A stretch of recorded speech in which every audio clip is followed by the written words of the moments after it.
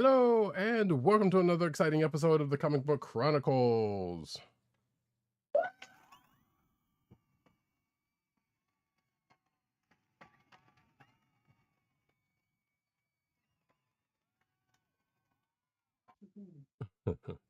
I am your host, Roddykat. You can find me at Roddykat on Twitter. You can find me at NewsNoiceNeed on Twitter. You can find me at CPCaps on Instagram.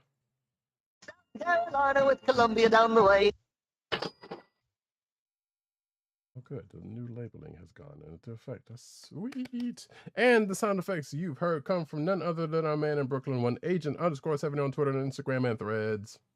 What's up, everybody? Co-hosting from the borough of Kings. What up, y'all? Where you from? Brooklyn going out to all.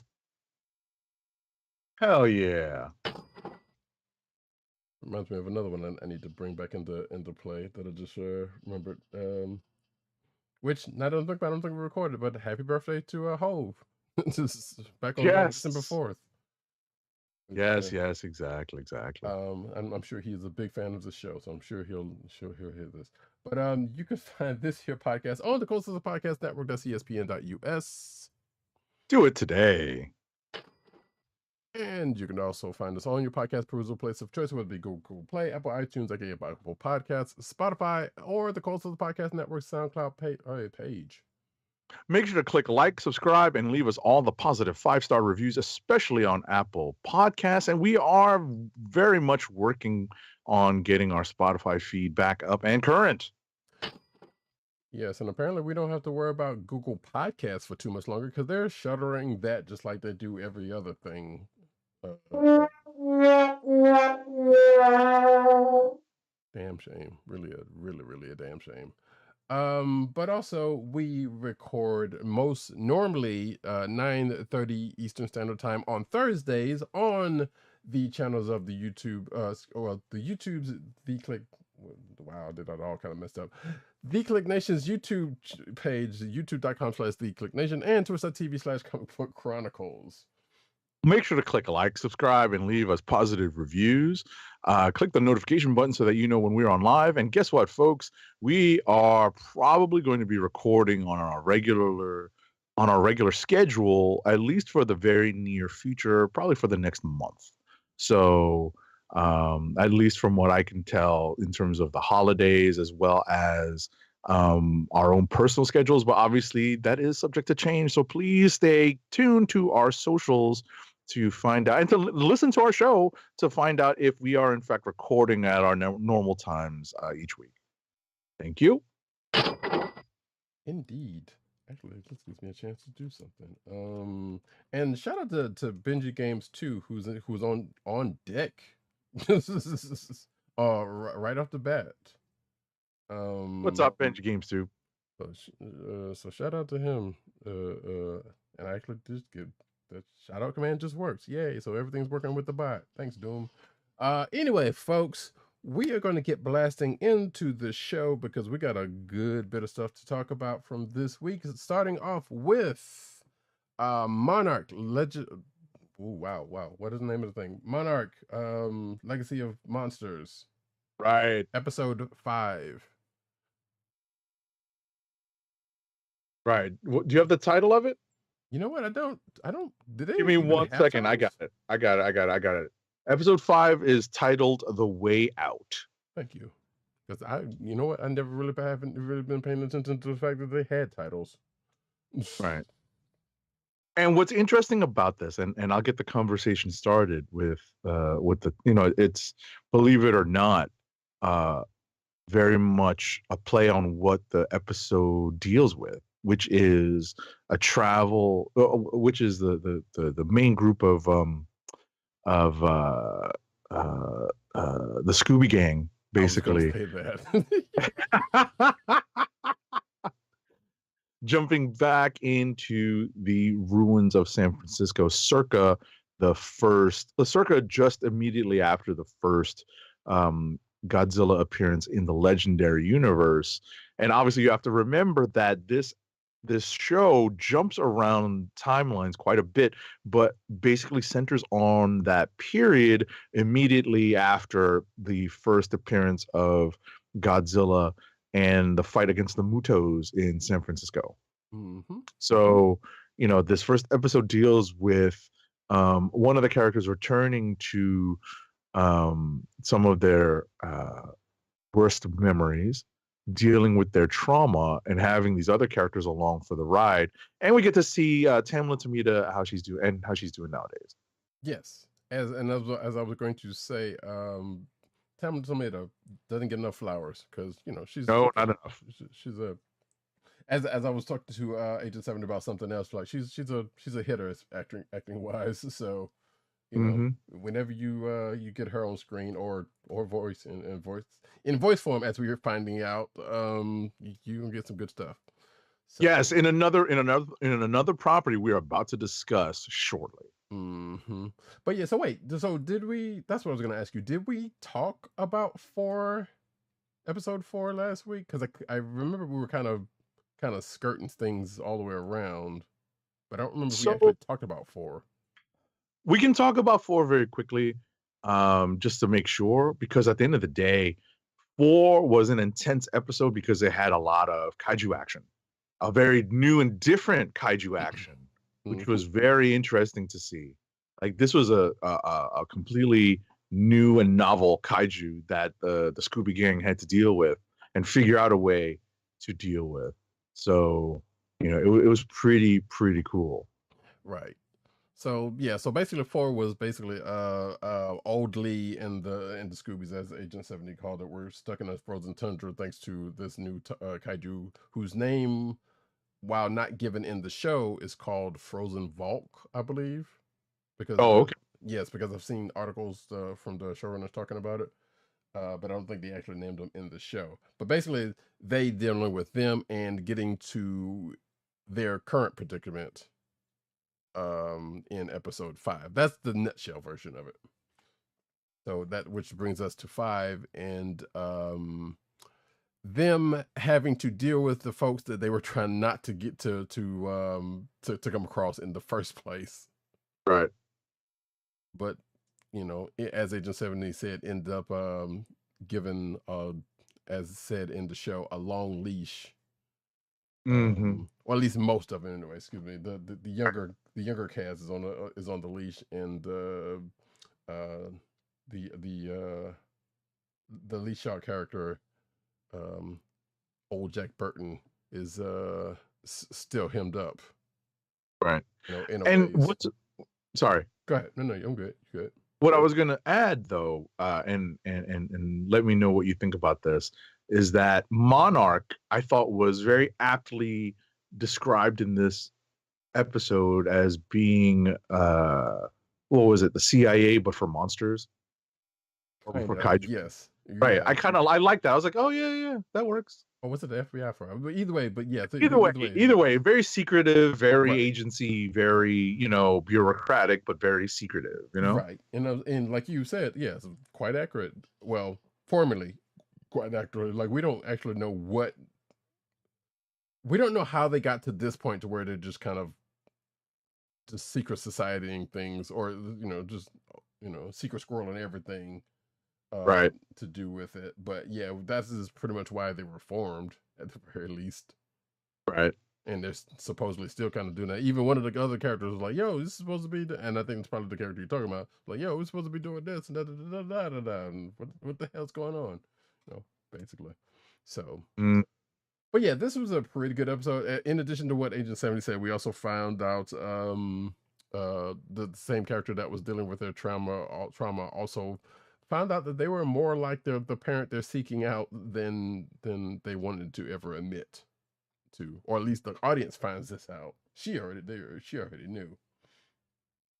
So now, which kind of means a couple of things, or could potentially mean a couple of things. Like, obviously, there's going to become some confrontation with herself with this, but also, since they're trying to find someone, I assume this person still is going to eventually get found within the next couple of episodes. Assuming, because I can't imagine them going through this whole thing and just like, well, we're going through this, and we just not find this person. Like this person. Yeah. Like there's a couple of things that are revealed between episodes 4 and 5 Right. about the character they are searching for. Right. So, and as I was asking, or saying to Agent 70 before the show, I was like, yeah, I'm not sure where they're trying to get to at the end of this show or / season, because we don't know if they're actually going to pull another season out of this or not, or whether this is just going to be it. But where they're going to end up at the end of this, that's supposed to infer what's going to go on in the, in the future of the MonsterVerse, basically. Right. So, because we do know that that next Zilla Kong movie is coming up at some point. Right. I wonder if they're gonna have like a lead in into that. There it is. That is the, like I said, that is the other question of this. It's like throughout that whole thing, Monarch has just been kind of this thing that's like, yeah, we know it's a name that's been coming up. We've been seeing some innards and this and other, but this is our inside look to that. But to what end or where we get into going forward is going to be the big question of this. Right. So, but otherwise, hey, it's been a great show. Like I said, Tamlin Tomatoes is always a treat to see. There hasn't been I can't say there has been a bad show yet. Like I know people are like, yeah, it's slow and they don't get to the action, this and that, but there's always going to be those people. Like sometimes you gotta pace things, and that's which brings me to this, because the pacing of the show is like, well, we have as they just said before the show, there's a lot we've already gotten in these 5 episodes, and we still got a lot to get to in the next 5 episodes. Right. So. Right. And I give the acting and the actors a lot of credit. They really cast this show pretty well. I think the person that gets the most short shrift is probably Kiersey Clemens, but I really like what they've been doing with some of these actors, and we haven't seen the last of them, Right. Because we're gonna go back in time basically and see Dr. Miura and the OG Randa and Wyatt Russell's whatchamacallit character, the Colonel Shaw. Yeah. Yeah, I've just call him Young Lee and Old Lee at this point because there's no. So, speaking of, there was a very cool thing. I mean, probably slightly predictable, but it was a very cool thing that happened in the midst of episode 5 that pretty much merged the two together. I don't know if anyone remembers that scene. There was a scene with Old Shaw overlay. Yes. Yeah, there was an overlay. Yes. Mm-hmm. And it was like they pretty much put their movements together. I was like, all right, that was pretty nice. I see what you did there. That was pretty smooth.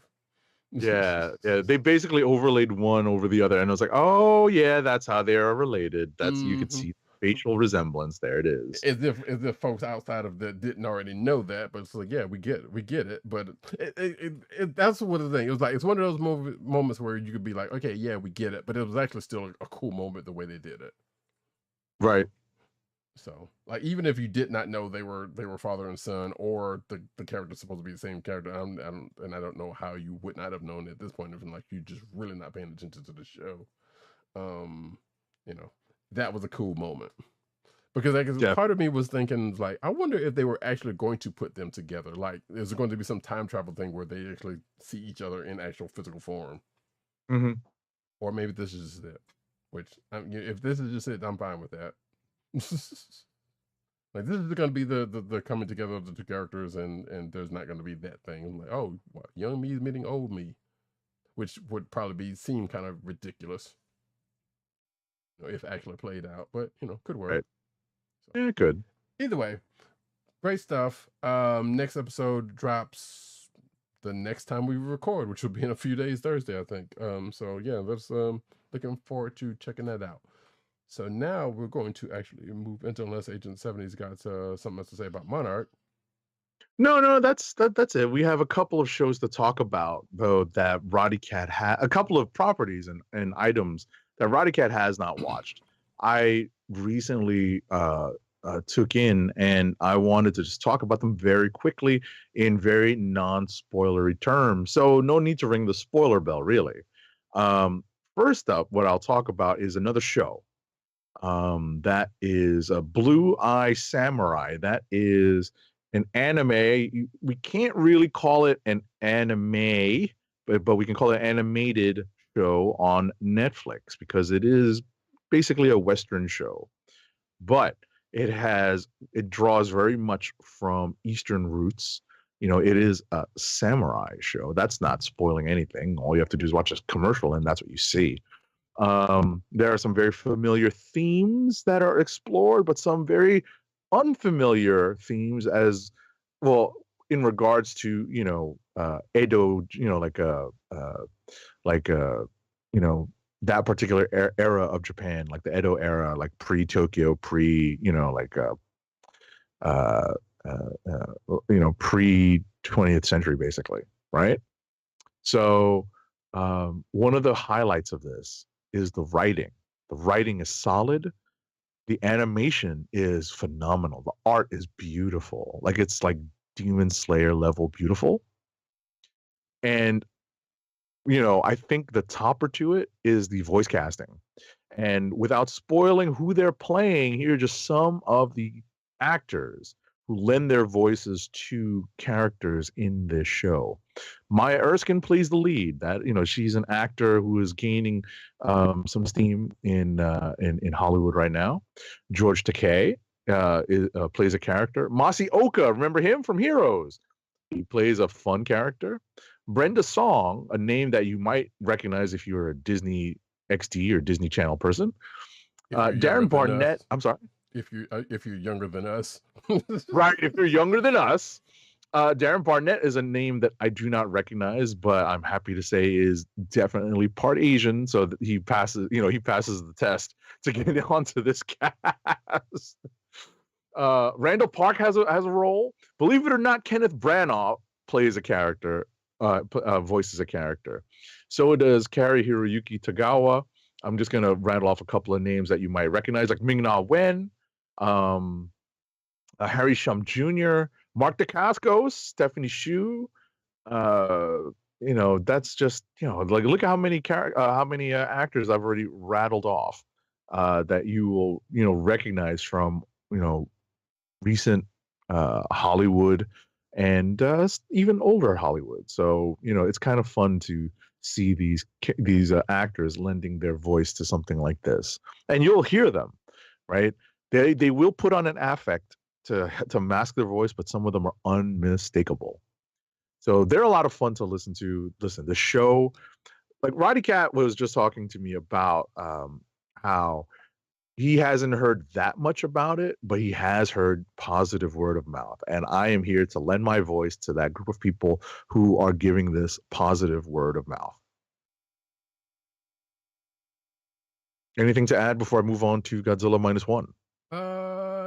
No, like we were talking before the show, like there's the names that Agent 70 just rattled off, of the voice cast kind of speaks for itself. Like those, it's a stacked deck of a talent on that joint, and I've seen the animation.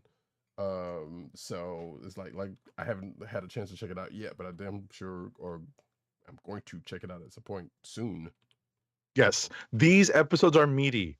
They're like the shortest episode is 35 minutes long. Most episodes are 45 minutes long. The longest is like an hour and 2 minutes. Right, so these are very meaty episodes. Right, which is kind of surprising, as we were talking about before the show, but kind of surprising for anime. So Right. All right, next up, folks. This movie has done extremely well in the theaters for a live action Japanese monster movie, right? What I'm talking about is Godzilla Minus One, and which is basically a retelling of the OG Gojira, the OG Godzilla minus Raymond Burr, right? Not the Raymond Burr version, the OG version, right? It's very much centered upon Japan post World War II and things that happen, things that are going on in Japan, and that's what makes Godzilla like such an incredible, devastating event creature to deal with post World War II and the defeat at the hands of the Allies, right? So I will say that there is, believe it or not, a human story that is very well done. It is probably the best human story ever told in a Godzilla movie. Far and away, one of the biggest things you hear from people who watch any Godzilla movie, from the earliest versions to the current versions, is that they're just wading through the human stories to get to the monsters punching each other, right? Or the monsters being, attacked by the army or the whatever, right? Let them fight. Yeah, exactly. That honestly is not the case in -1. You will actually be affected by the human story. And that's not even spoiling anything. You will hear that more and more in any reviews you see or read or hear since this movie has been released. Now, I will say in closing that they initially had a 1-week theatrical run in the US for this movie. They extended it another week, which pushes it to the 14th. We are recording today on the 10th. So you only have a few more days to book tickets. Don't wait until the 14th and risk not getting into a theater to watch it. Try to see this as soon as you can. For the folks who are watching us live, try to get some tickets to go see it. For the folks that hear this via podcast, I hope you get this in time and get to this point in the show and get a ticket to watch this movie while it's in the theater, because it's worth it. It's worth it to go to the theater. This is a big screen experience. I would not be mad if I watched this for the first time at home, because I do have a halfway decent sound system at home. You want to hear the Godzilla roar, right? But my TV screen isn't terribly big. It's okay, right? I don't have like the 80-inch screen TV, right? But I think this is something that's worth seeing in the theater. So get out there and see it. Listen, if it keeps doing gangbusters in the theaters, maybe they'll extend it another week. But listen, post-COVID, a lot of movies don't stay in theaters that long. It's amazing that they're actually extending it because they're making money. It was fair of them to be conservative and say, yeah, we're going to do a week release in the US and then, play it by ear. And they were right. I think that's a perfectly good business plan for the movie release, for the domestic, or not the domestic, but the US release for this movie. But now, now that the second week is coming, we're partway through that second week, hopefully people who want to see it multiple times or want to see it and just haven't gotten around to it, get to see it before it leaves the theaters.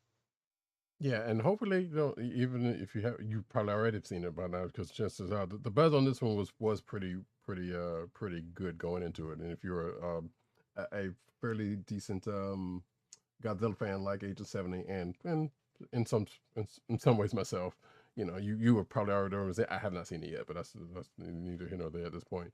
And I'm glad you said that, because I had an article about the fact that they were extending it and totally forgot to put it in there. So I'm glad you said that. Also, there was some other news while we're at it that apparently Godzilla Minus One overtook Oppenheimer, which is funny in a couple of different ways, obviously. You mean through the rating, right? Not in terms of money, though. No, money. Oh, really? I believe so. Nice. Well, I think, wait, was it ratings? Definitely, but I want to say it might have been money too. I might be wrong about the money, but definitely ratings. Well, I was going to say, what just topped the box office this past weekend? Weekend? Right.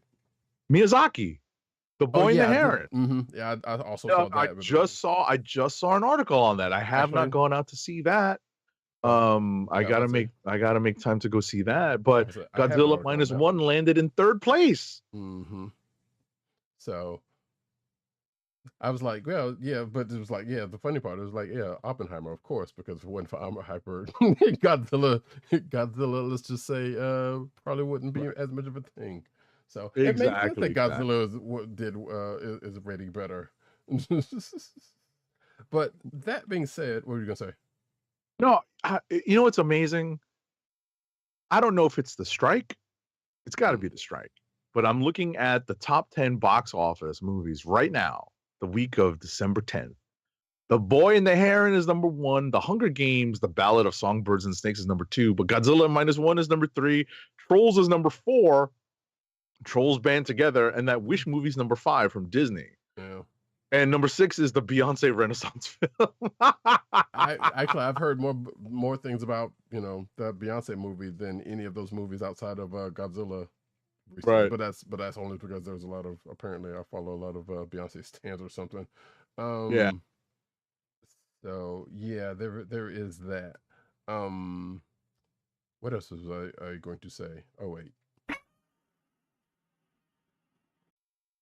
There it is. Had to put that in there. But yeah, I do have an article in there about the Boy and the Heron, but it's not what you said, what you just said. So yeah. Right.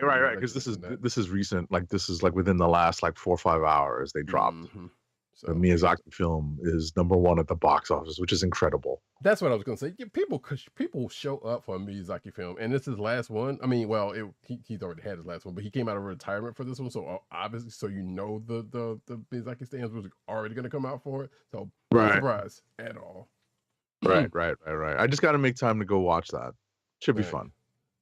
I should feel bad, and I do, and I kind of don't. But I've never seen a full Miyazaki film. I think not even Spirited Away or Princess Mononoke. I mean, or My Neighbor Totoro. So Mononoke, I think I watched like the first 5-10 minutes, and then I was like, I'll come back to it at some point. And I think it was a dub also, which I know the voice casting on that is, there's some people you'd know, but it's like the dubbing voice cast, right. So,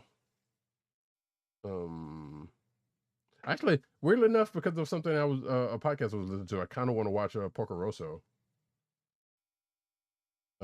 Because of a podcast I just recently listened to, but one of these days I get around to them. I don't know. It's a me thing. It's not a I mean, those are the 3 that I've watched so far. Right. Totoro, My Neighbor Totoro, Spirited Away, and Princess Mononoke.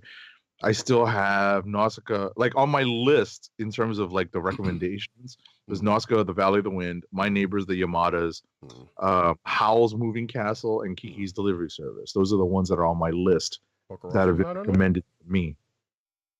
What's that? Porco Rosso wasn't on there? No. I mean, I can add it.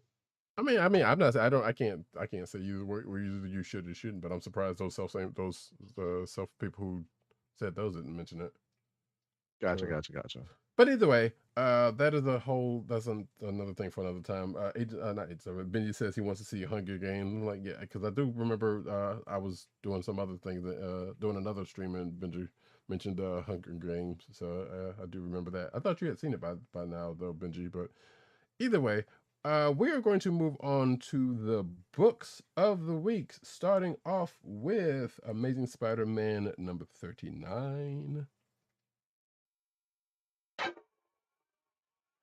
Amazing Spider-Man number 39 is written by Zeb Wells with pencils by John Romita Jr., inks by Scott Hanna, colors by Marcio Meniz, and letters. Of course, the letters on a Spidey book are done by our favorite lettering Python, VC's Joe Caramagna. We are deep into the gang war storyline now. At least the opening salvo of the gang war storyline, and we get to see some kind of B-list villains trying to make a name for themselves. And let's face it, a lot of these gang war wannabe crime bosses are kind of B-list, but some of them aren't.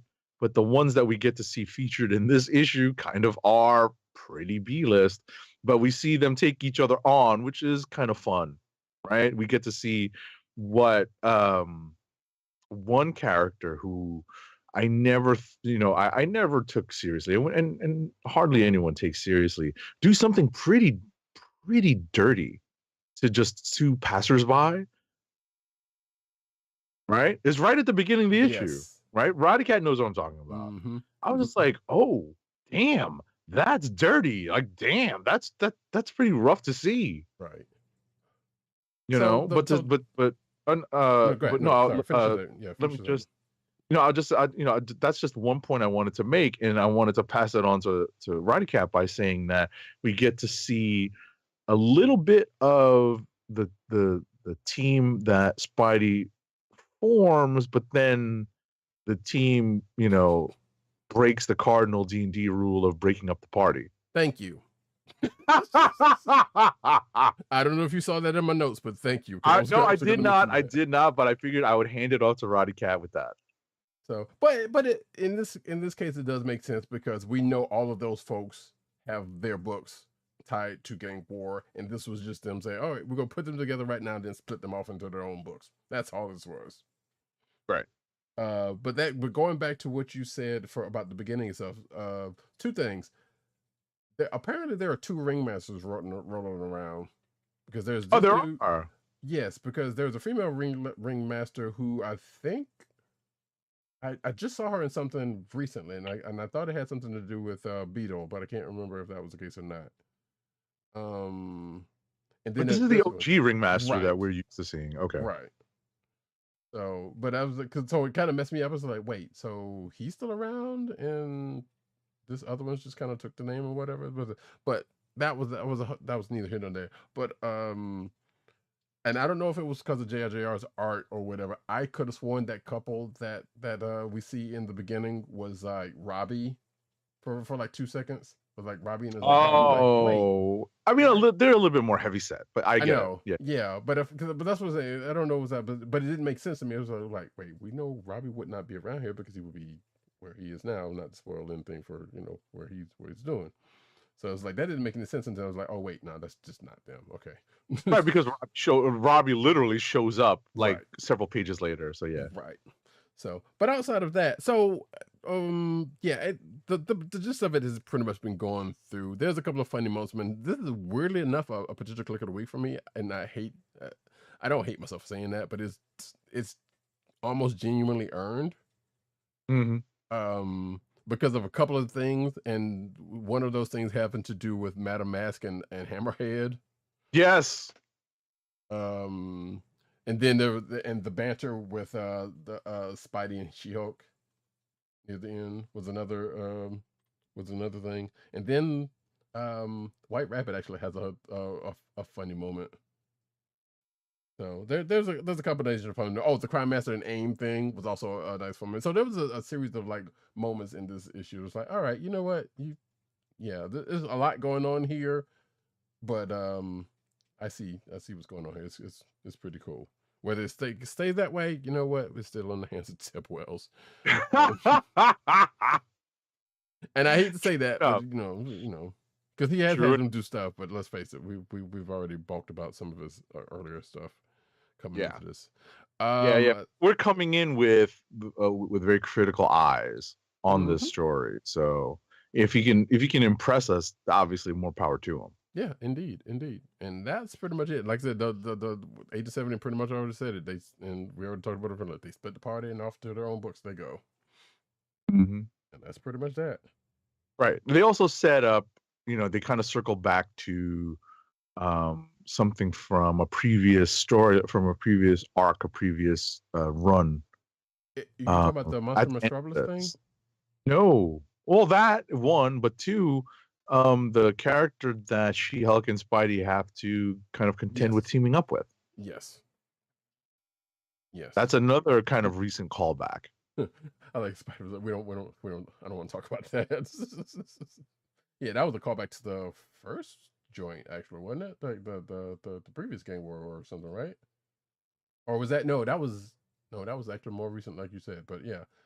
It was a more recent run. I forget. Yeah. But listen. Anything that happens, sometimes what's funny is that any stories that we've read since we've been doing the Comic Book Chronicles all tend to blur together because we've been reading them for so long. It's true. And yeah, if you've been here, like I said, if folks have been here when I replayed one of our older episodes or two of our older episodes, you will, during the last one, you will hear me say, talk about some things that have happened since that has happened, and some things that have been drastically the same, sadly. Right. So I was like, wow, that's kind of crazy. Either way, here we are, Gang War full effect. So yeah, it is what we're here for, and I guess we'll be along for the ride for this until something happens to say, all right, no, I'm out for this. Right. There are another 7 crossover issues this month for Gang War. I was just looking at the checklist. Yeah.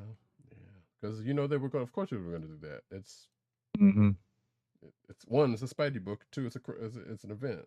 So Right. they're going to the wheels going to fall off of this joint. Pretty It's much. gonna put it in All right. So, President Barb.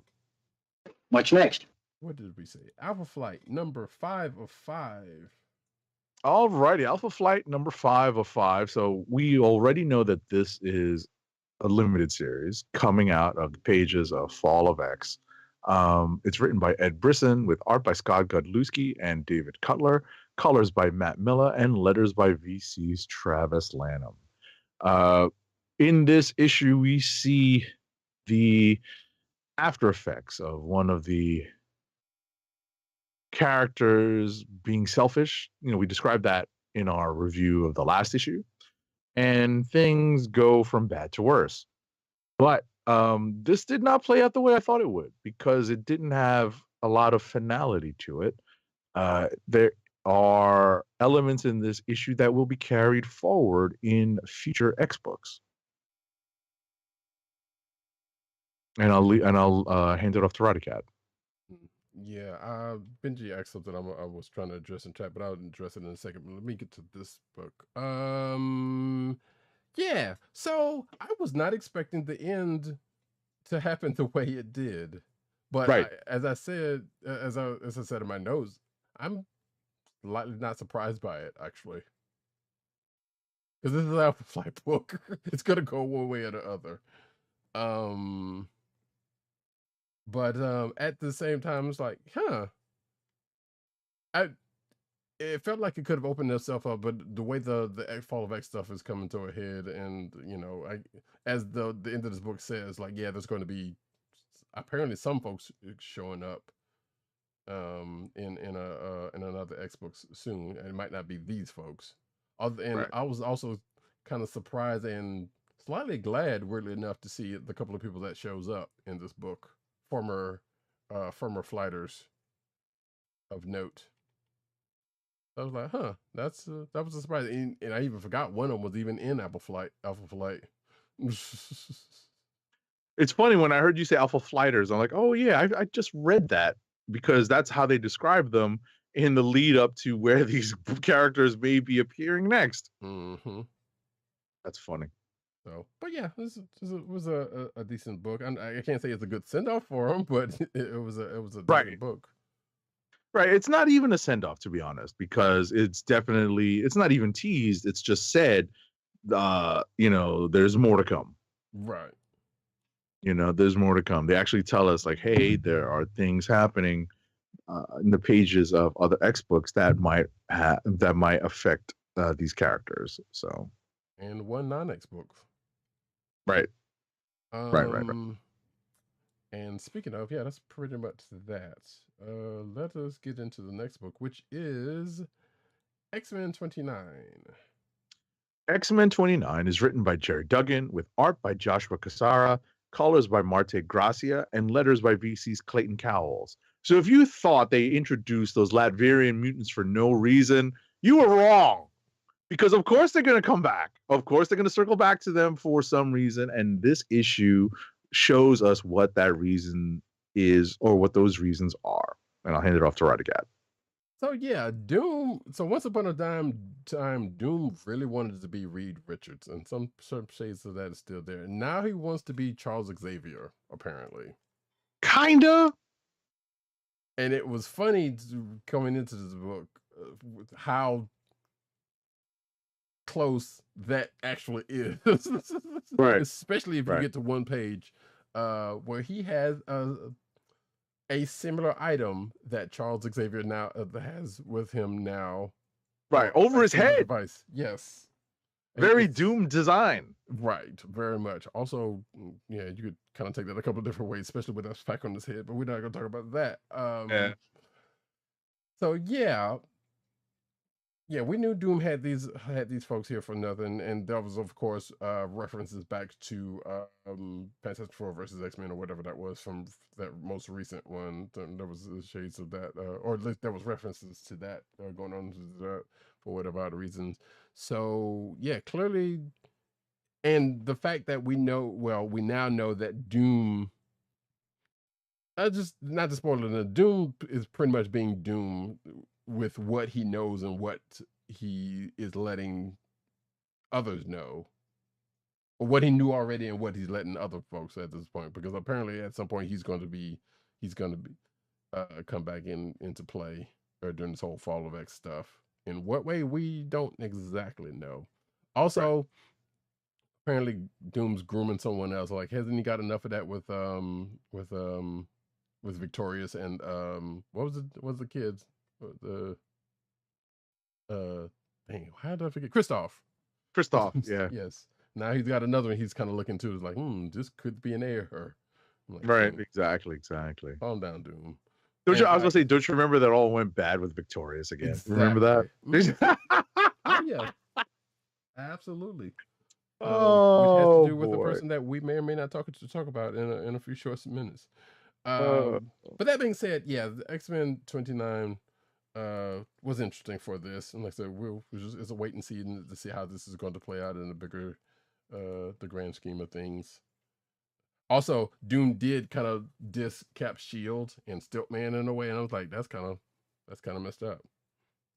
Kind of funny. Oh, yeah. But also he was also slightly channeling Magneto in one panel, because you could tell with these mutants if you look at a certain panel, it's like, okay, yeah, we know where your influences are. So yeah, I saw that too. So that was pretty funny. Is that the last one we said we were going to do, or did we? Well, no, Invincible Iron Man number 13 is in the X corner of the Marvel Universe right now. Mm-hmm. Invincible Iron Man number 13 was written by Jerry Duggan, with art by Juan Frigeri, colors by Brian Valenza, and letters by our favorite lettering python yet again, VC's Joe Caramagna. So, Emma Frost and Tony Stark, minor spoiler alert if you've not been keeping up, are carrying on like they are a married couple, but in a slightly different form, right? Emma's in a different guise because of the whole Fall of X stuff, right? Now they have to carry on. Well, they're looking to carry on a secret covert mission to help Tony create a new armor. But in order to do that, they have to go off world and they have to recruit some help. And the help that they recruit is very interesting, kind of out of left field, but definitely from the Avengers archives, but also relatively recently relevant because of the Eternals movie. There we go. I'll leave it at that. I was waiting for you to get to that. I'll leave it at that, and I'll hand it off to Roddykat.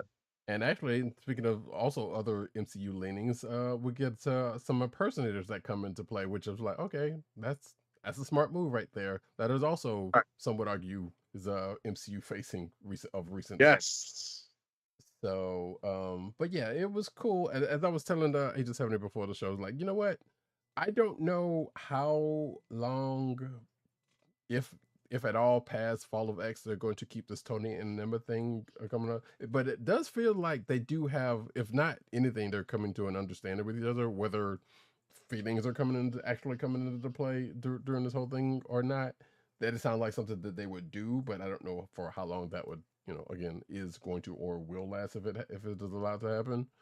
But if it does, I would be curious to see, what happens with it, or what could happen with it. Like, you would think they would be butting heads or not, but being that I guess they have found they have kind of common ground and are kind of alike in certain ways, is like it kind of makes some sense. But yeah, so the issues kind of had a couple of things going on. Like, if the said was pretty much said most of it, but there was a part of it that at the end that has to do with a certain meeting, another meeting of Riri and another X character who you would think would have some possible bond, and they do apparently, because they bond over the thing that is not the thing that you would think they would be bonding over before. As I say in my notes, a possible MCU / classic villain reference comes in at the end. Yeah, that was weird. Mm-hmm. And kind of That was very weird. Yeah, but also I feel like that's probably okay. At some Well, point, they that's were going Duggan. to. What I was gonna say, that's hold that thought. That's Okay. Duggan at least trying to maintain his story while intertwining this in the X corner. Yes, that is exactly that. And the next issue seemed like this is going to go a little bit further into that. Um, at least on one part, if the last page is to be taken for value. Right. So, but it makes sense. It was like because we haven't seen too much of it, and you got to kind of do that every now and then to kind of keep people like, oh, hey, guess what? This stuff is still here, by the way. Right. So Right. makes sense. And I'm still not entirely sure what to even make of that. So, which I guess the sooner this whole X thing kind of gets out of the way, so that can, that can get to going. Well, then I guess the better. Hopefully, if it's a good story, we don't know. I mean, I have no reason to doubt Duggan at this point. So, but it was like they just said, it was kind of weird to see. But at second that you think about it a second, you get it in this Yep. in this frame. That being said, though, I think it is time for us to push over into the rapid fires. Yes, it is time to start our rapid fire reviews. I ain't got time to breathe.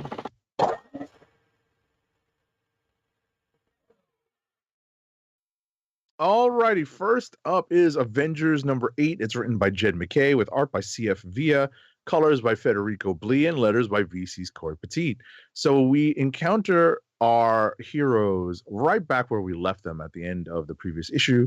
2 heroes dealing with these new characters, and the rest of the Avengers being under the influence and threat of Nightmare. And interestingly enough, Nightmare has a beef that is very personal, not very business. This is very much the opposite of what's in The Godfather. This is very personal. Right. It's not a business, right? So, it's Also, it's funny how the Avengers at least try to start progressing past that particular problem that they're dealing with in the form of Nightmare. At the same time, this group that Wanda and Vision are left facing, this new group, what are they called? The Twilight Court. The jeez, we're running out of good names, folks. I mean, so yeah. the Twilight Court, right? So is it? I have some bad jokes that they're not even dad jokes; they're bad. But at the end of the day, we are another step further into seeing if MacKay is able to establish these characters as viable threats to the Avengers. Anything to add? As of this issue, we have seen as much as far as the ones that have encountered the Avengers that are still able to fight at this point, or were able to fight until the end of the year. I like you. I did like how that whole thing with Nightmare. I was like, why? My point was like, wait. I get it. Your butt hurt because you've been handled a couple of times quite recently. So I get it, and I do love the solution for it because Thor was like, "Oh, is that all? You can have it, man. Come on." It's like this means nothing to me, right? That's basically what he's like saying, Right, but also he was like, and he almost said the thing because he was like, "Yeah, but after this is over, we gonna have some words." I was like, "All right, bet, cool. I want to see that." So anyway, exactly. Continue. Exactly. Alrighty, next up for me is Daredevil number 4. It's written by Saladin Ahmed with art by Herman Peralta, colors by Jesus Bertov, and letters by VC's Clayton Cowles. So if you have been keeping up with the show and with Daredevil recently, this current run coming off the Zdarsky run and immediately into the Saladin Ahmed run, you will know that I have been very much reading this and reviewing this enthusiastically, because the conceit of the story is so simple, yet still so novel for the Daredevil concept, that I can't believe we are now 4 issues in and we're really seeing some some aspects of it being played up to an extent that I never thought we'd see in a Daredevil book. Right? We also get the return here, though, of one of Daredevil's, arch nemesis. And, it's no surprise that a new run would bring this character into the fold, pretty quickly. But I will say that this was, just a good, well put together book, a potential click of the week for me. Almost always is Daredevil right now. So it's just a lot of great fun. And some, real interesting, like I said, some real interesting concepts that are being played with here. Next up is Fantastic Four number 14. It's written by Ryan North with art by Ivan Fiorelli, colors by Brian Reber, and letters again by our favorite lettering paisan, VC's Joe Caramagna. I know that Roddykat will have something to say about this issue. What I will say about it, though, is that there is a bit of misdirection at the end of this book. But leading up to that misdirection, we have an interesting, most definitely pre-gang war story that involves some of what do they call themselves? They're not the Sinister Six. What are they called? Syndicate. Oh, Sinister Syndicate, right? No, the Syndicate. I think it's just. Oh, they're just the Syndicate. Okay, yeah. All right. So we get the Syndicate messing around with an app, and most of what this issue is about is dealing with, I don't know if it's supposed to be a stand-in for Zuckerberg or for Bezos or for both, or another,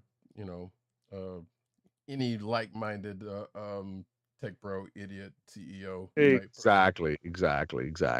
That's, we get Reed kind of figuring out what's up and figuring out a way to shut them down from doing something that's going to be more harmful than helpful. And ultimately, the fake out at the end of the issue has to do with what was teased at the very beginning of this run by Ryan North. And that fake out, that misdirection, leads us into, we'll see what happens next month, because they do not tease it at the end. It just says continued next month, right? The cover may not be telling, may not be forthcoming as to what might, what the next issue really is going to be about. Right. So yeah, that was random. Yeah, you pretty much summed it up. There's not much I need to add to that, but I honestly thought it could have gone one way or the other with how this ended. Like they could have had, things could have happened the way you would have expected it to, or this, and so it could have gone either way. Part of me kind of wishes it had gone the other way, but still kind of introduced something, which they still could, right, when it's all said and done. But I guess they're hitting it from the other way, going backwards, which probably might make a slightly competitive story, but also could be considered like, oh, you're just kind of padding it for another reason. But that's not necessarily the case, but it just could seem that way. Right. Anyway. Well, I think that I think one of the concepts that a lot of these FF writers play with is, yes, Reed is the smartest person in the world, maybe even this part of the universe, but he still gets things wrong. Mm-hmm.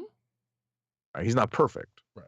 So that's, I think, a concept that is constantly being played with by these FF writers for the, in the most recent past. Mm-hmm. So next up for me is Century #1 Surprise. It's written by Jason Liu with art by Luis Zagaria, colors by Arthur Hesley, and letters by VC's Joe Caramagna yet again.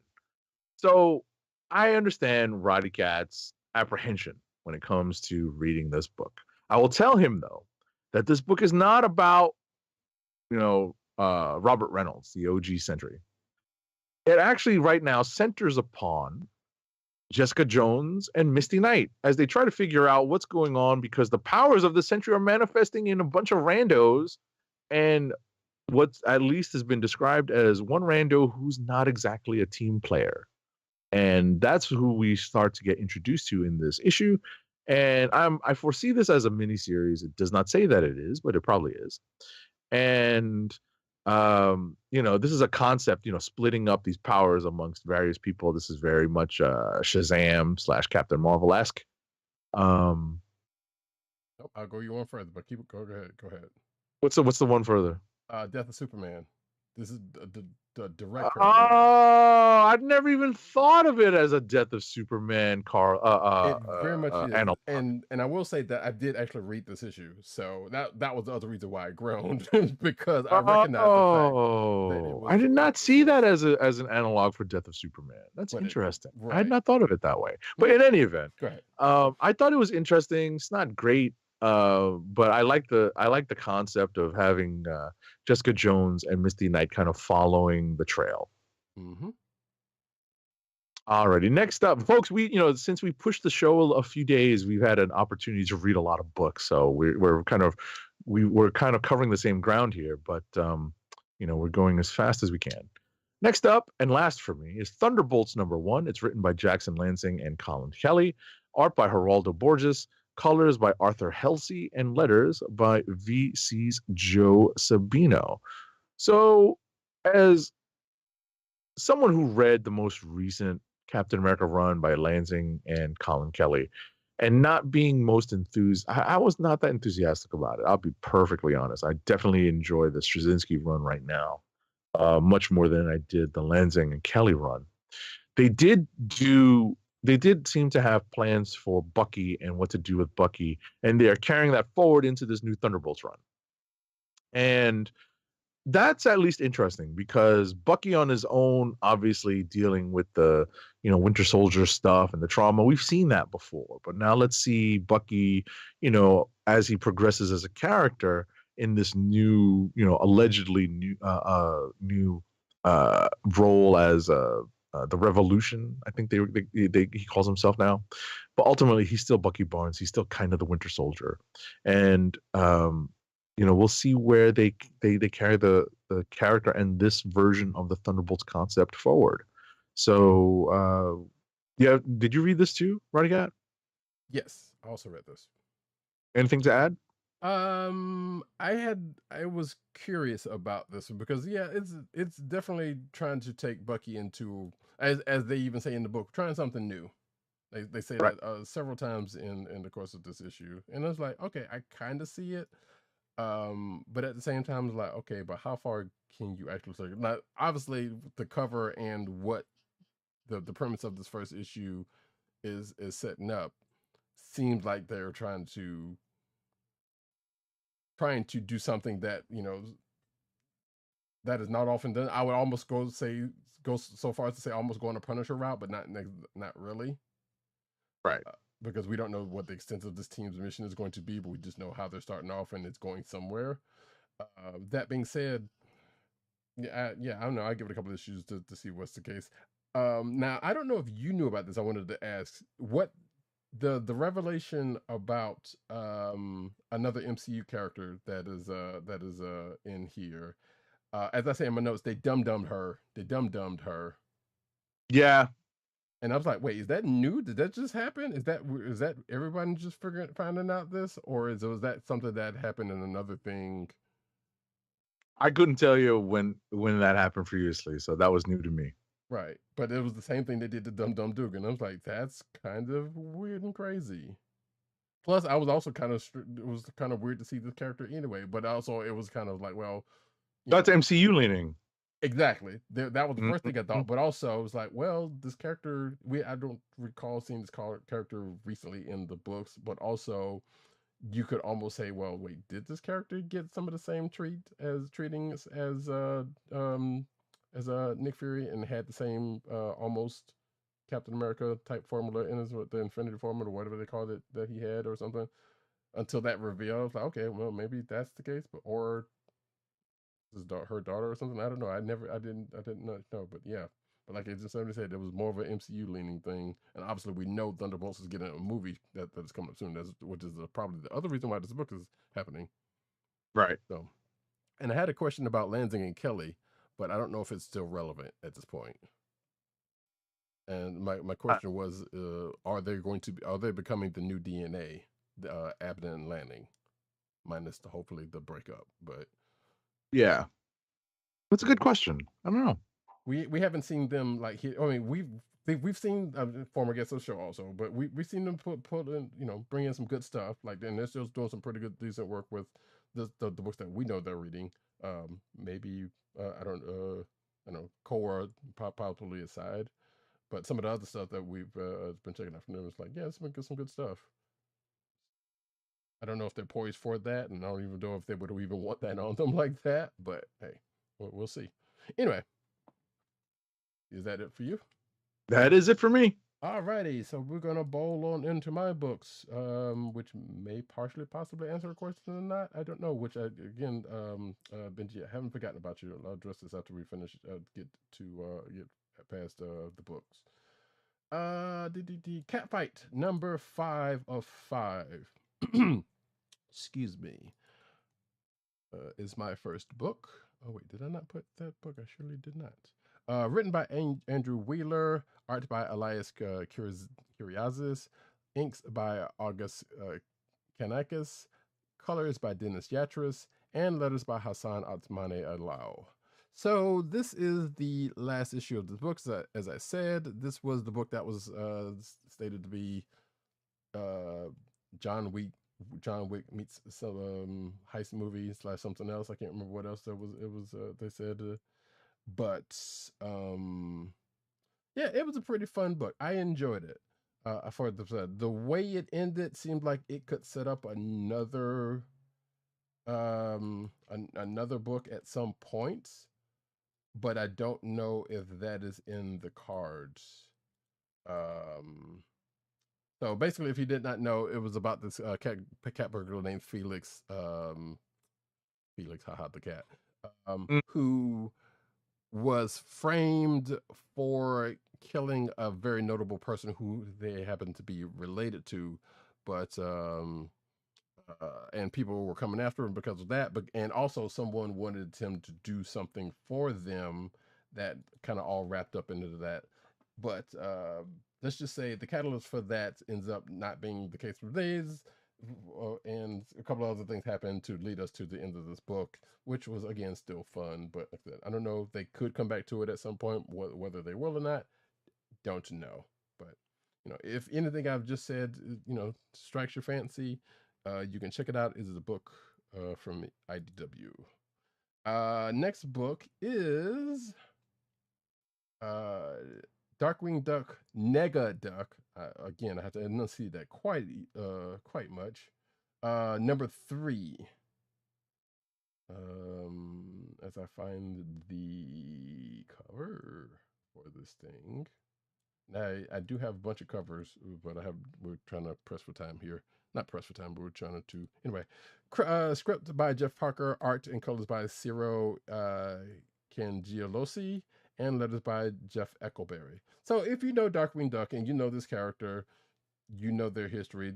Darkwing Duck doesn't show up in this book, but basically Nega Duck is kind of on a trying to find this treasure that belongs to King Midas, but some other people also want it from themselves. His old gang also wants it for themselves because that's how things be. But they end up teaming up in the course of this issue again to kind of get through some things. And Negaduck also ends up aping Spider-Man in a saying that he's, or more important, not even Spider-Man, but Uncle Ben with a saying that he says in this, which was quite amusing. But yeah, this is a interesting side book to the Darkwing Duck book. I don't know if the two are going to like meet up in some point one time, but we'll see. Next book is Superman 78, the Metal Curtain number 2. Of actually, I don't know how many issues this is. But it's written by Robert Venditti, art by Garvin Goodrey, colors by Jody Belair, and letters by Dave Lanfear. So this is set in the world of Superman 78, aka the Christopher Reeves version. This is the second miniseries coming out of that, because the first one was like what, a year, 2 years ago, something like that. the metal curtain does not.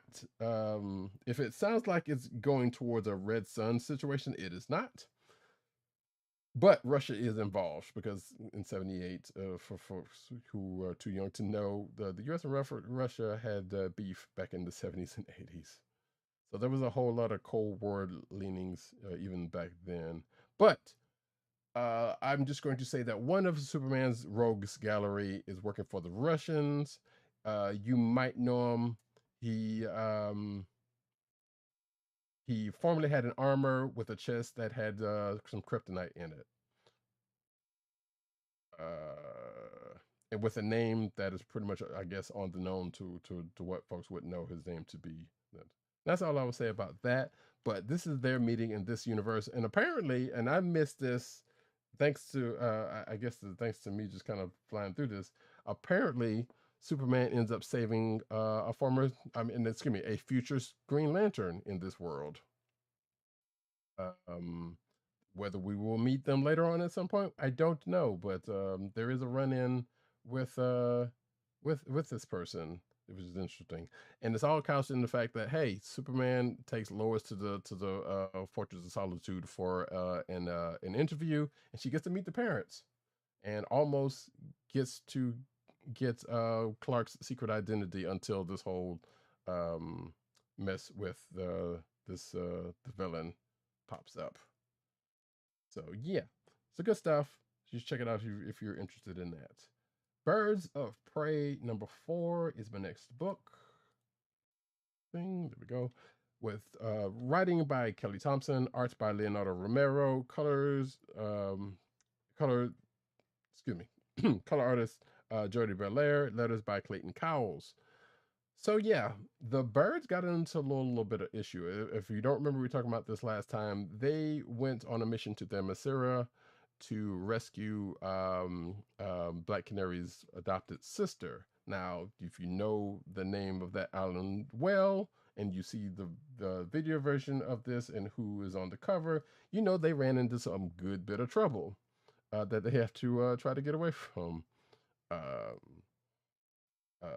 Which doesn't go quite well as what they thought, but it also leads to a big bad rising up at the end of this that maybe all of them are going to have to deal with at some point.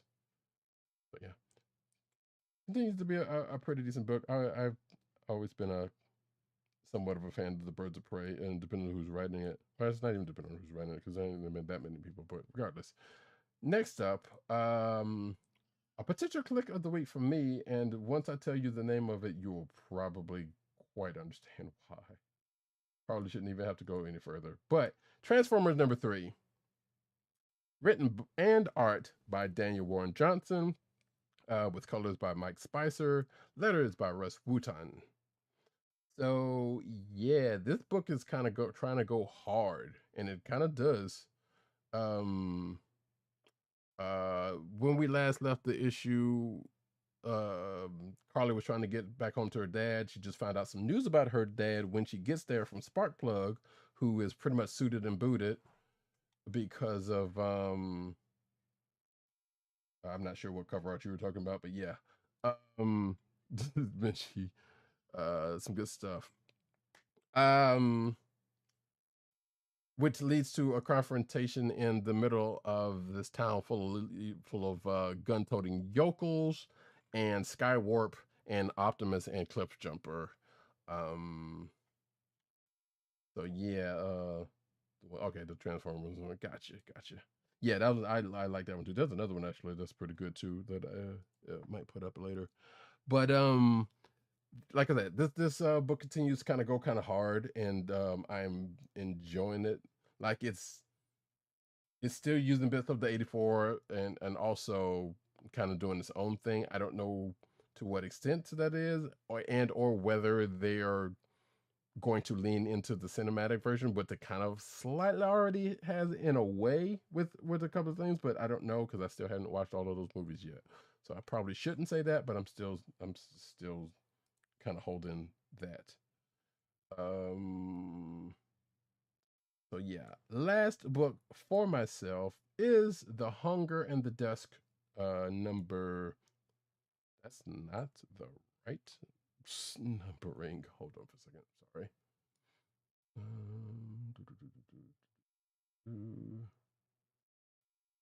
Number 4, Hunger in the Dust. Number 4. Why do I have 1? That is ridiculous. Written by G. Willow Wilson, with art by Chris Wildgoose, colors by Sasek. I'm not sure how to pronounce that name. I should look that up. And letters by Simon Boland. So things are still afoot in this world. So this is a fantasy book. The humans and the orcs kind of had some issues with each other until this other faction of creatures kind of taken everybody out. So the humans and the orcs are got an alliance together, and they're trying to deal with the threat of the Vanguard, which is this other set of creatures that are pretty much going after folks. In this alliance, we have a fighting company made up of humans, and they have an orc healer with them, which they've had some issues, but they've been kind of getting along with each other, and you can kind of see some things kind of forming there. And on the other side of this, we have two sets of orc factions who had a marriage, and they are getting along. The husband and wife, who are pretty much the heads, or the husband who is pretty much the head of this one orc faction, and this other one that got married into, who was of a prominent faction, are getting along swimmingly, let's just say, while they're dealing with political matters up north. And all the while, they're trying to hunt down clues to try to figure out why, how and why the Vanguard are kind of getting around and messing folks up, and trying to figure out a way to defeat them. But apparently they kind of, as we're finding out at the end of this book, the Vanguard kind of has a little step ahead of folks in a way or two. But yes, it's good. Continues to be a good read. G. Willow Wilson, really, as far as the stuff that I've read, hasn't disappointed yet. So I wouldn't be surprised if it continues to be pretty good. That might sound a little bit biased, but hey, I've always enjoyed her work. And that, folks, is it for me. Kliqs of the week. Kliqs of the week.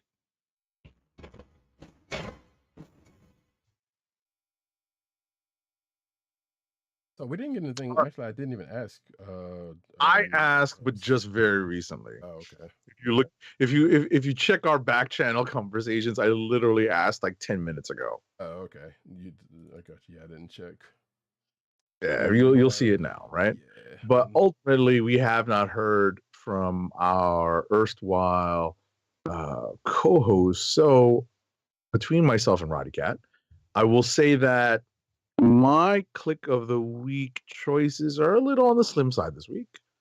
But let's just say it's one of the, let's say, monthly favorites to get my Kliq of the week, and that being Daredevil number 4. So that's what you're going with? Yeah, that's mine. Okay. Clean and simple. Right, as I mark that off for Agent 70. I will note really quickly that there were a couple of Star Wars books that I didn't get into, because apparently one of them that I started reading has spoilers for a book that's not out yet. And there's another one that's also out that I hadn't read that I probably should have read before I even started that book, but it is what it is. So it's interesting. I don't know if that was intentional, or that was like hey, the scheduling kind of got messed up, and this is coming out then, so we might as well let it be known. Gotcha. There's Agent 70's Kliq right there. Mine, I have a couple. The aforementioned Transformers, just like Agent 70 is a monthly pick. Avengers was pretty good. And as I said, Amazing Spider-Man 39 was interestingly enough, and I never thought I was going to say that about that, but hey, I gotta give credit where due. But I think, you know what, y'all know where I'm going with this. Transformers #3. Like I said, that joint went kind of hard, and I'll show this next one. There we go. So it went kind of hard, and I almost want to spoil something that happens in it, and but I'm not going to do it. But it might show up on my on the Instagram page. Let's just say at some point soon. So watch out for that. But so if you're a Transformers fan, and if you're not checking that out, you probably should be. So before we get into the news section, and before Agent 70 does the ad read, I want to address something that came up in chat real quick. That's bad. We'll just keep it quick. But Benji Games 2 said, if I can quote directly, would be cool to see y'all mention a small name comic / independent comic once a month. So I will say, and I'm not going to speak for the rest of the folks, and Agent 70 can chime in with what you want to say. We try to when we have stuff that we are interested in, and also with what we get. We don't get everything from every comic company, so we only get certain stuff. So unless we seek it out ourselves, because there are some stuff that we are interested in that we don't necessarily get, but those are kind of few and far between. So we kind of pick from what we have and what some of us pick up, physically or digitally, whatever the case may be. So that is that. But as you have also just seen, I don't know if anything that I or Agent 70 and Agent 70 has too, because like there's a couple of books that he's had that are from lesser known that are not the big two at the very least. Oh, definitely. Yeah, so it's not like we just stick to the big two, and because we don't. But let's just face it, both Agent 70 are Marvel fans, so we're definitely going to gravitate towards that. Dirt is a DC fan. Tim, he's as probably, I don't want to, again, want to speak for him, but I think he is more of a Marvel fan, but he kind of splits the difference. I can say out of all of us, but there have been times that we have had, and I don't feel the need to like justify anything, but it is just a reality of the situation. Is that we can only pick from what we get, or that we seek out ourselves if we have the wherewithal to do so. Right. But as you can see, like I said, we don't stick to the big two. Oh, I'm sorry. Go ahead. No, we stick to the big two, and we do, as you see, like we do have other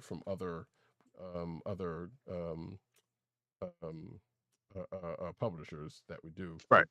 I would say that we go through cycles. Yes. I think the cycles sometimes vary because they do in fact depend upon what Roddykat just mentioned. What we sometimes pick up physically, what we sometimes pick up review copies of, and sometimes what hits us right in that sweet spot of interest. I'll use Philadelphia as an example. Right, I have been on Philadelphia since Jump. Right, I'm not a big horror person. I'm not a big vampire person, but the creative forces behind that book with Rodney Barnes and Louis, and I forget the artist's name, but it's a pretty, they're not, Rodney Barnes is known to me, but the other creators are not. But I've grown to appreciate their work. I will say that the obvious influences from Hamilton probably is what got me reading it, right? Diving into that era, that era of history, and mining that for storytelling. That probably is what the hook was for me. Sometimes it's that hook that really catches us. I will use that as a primary example for my more recent kind of like Image and less beaten path books. We have in our history dove into other books. We even had Roddykat will remember this. I don't think Benji, you've been on long enough to remember when I had a feature. What was it? Small press book of the month or book of, do you remember that? Something like that? Yes. I do remember that. Yeah. Where I made a point, not even once a month, once a week, of trying to read something that wasn't big two. Right. And I think we all made that. Matter of fact, I think we all had that as a year-end goal on a couple of occasions. Right. So it's something we consciously do. It's something that we've done. It's just I think you caught us right now in a bit of the cycle where that's on the downside. You know, obviously I was reading Berserker because of Keanu, right? That's that's definitely small press. I was reading, remember when we were reading Kelly and Lansing's book, that went from Image to Dark Horse. I forget the name of it, but yeah, I was reading that. Yeah, I think that's how we came across them, actually. Yeah. Right. So ultimately, I think it just depends on what we see and what strikes our fancy, right? Because the old standards really do, we really do take a lot of pride in trying to read new things and trying to expose new things. But it's hard for us because one, we're down to like 2 regular hosts. So, we'd like to cover a lot of things. Roddykat very good at covering like the Star Trek and Star Wars stuff. All right. I'm very much a Marvel kid. At heart, I delve into, like I read Nightwing, obviously, because that's, pretty much one of my favorite DC characters, because of the whole Teen Titans stuff, right? And obviously Roddykat and I have soft spots for the Titans. Obviously, I go back to the Wolfman Paris stuff, and Roddykat has a similar vintage but more recent stuff too he likes. We try to keep it we try to keep it fairly diverse, but yes, we admittedly revert to the big 2, or at least Marvel stuff, because like this week, I will tell you that this week I focused on the Marvel stuff and I looked at the DC stuff, I looked at the Image stuff. I'm like, is this something I want to dive into now? Is there a number 1 issue out there? Right? That's obviously something that I look for. I was like, oh, is there a number 1 issue I can jump on and talk about? Right. Whereas I have with the DC, especially with all the new DC books, I've been trying to dip into some of that stuff because some of it's with characters like say Birds of Prey or Cyborg or X, Y, or Z, whoever, or even that Fire and Ice book, which I think also came out, which I didn't get a chance to get into, stuff like that with the DC stuff, because my DC's is similar to Agent 70s. But I've been trying to dip into some of those books because, hey, it's like, there might be something good in there. Good explanation from both of you. Well, thank you. Like that, it's not like Agent 70 said. There is a cycle to a lot of this stuff, and we definitely, as you have seen, we definitely hit more than the big 2, as I said. Now, that being said, before we push on, if you feel like our tastes enough and you have a book that you want us to try to check out, hey, feel free to put it in the chat or add us. Right. We'll try to get around to checking it out if we can. Right. Just to as an addendum to what Roddykat mentioned about getting stuff physically, I stopped getting physical books like about 1.5 years ago, not quite, maybe even 2 years ago now. But I just recently started to pick up just a few books because I was just really enthusiastic about them. Those being Daredevil, Immortal Thor, and Captain America, the Straczynski run, right? And but I intend on keeping my physical comic purchasing to a bare minimum, because I just don't want to get into the whole storage issue, right? But I think that definitely plays a little bit of a part in mine, because not going to the comic book store means I'm not necessarily browsing.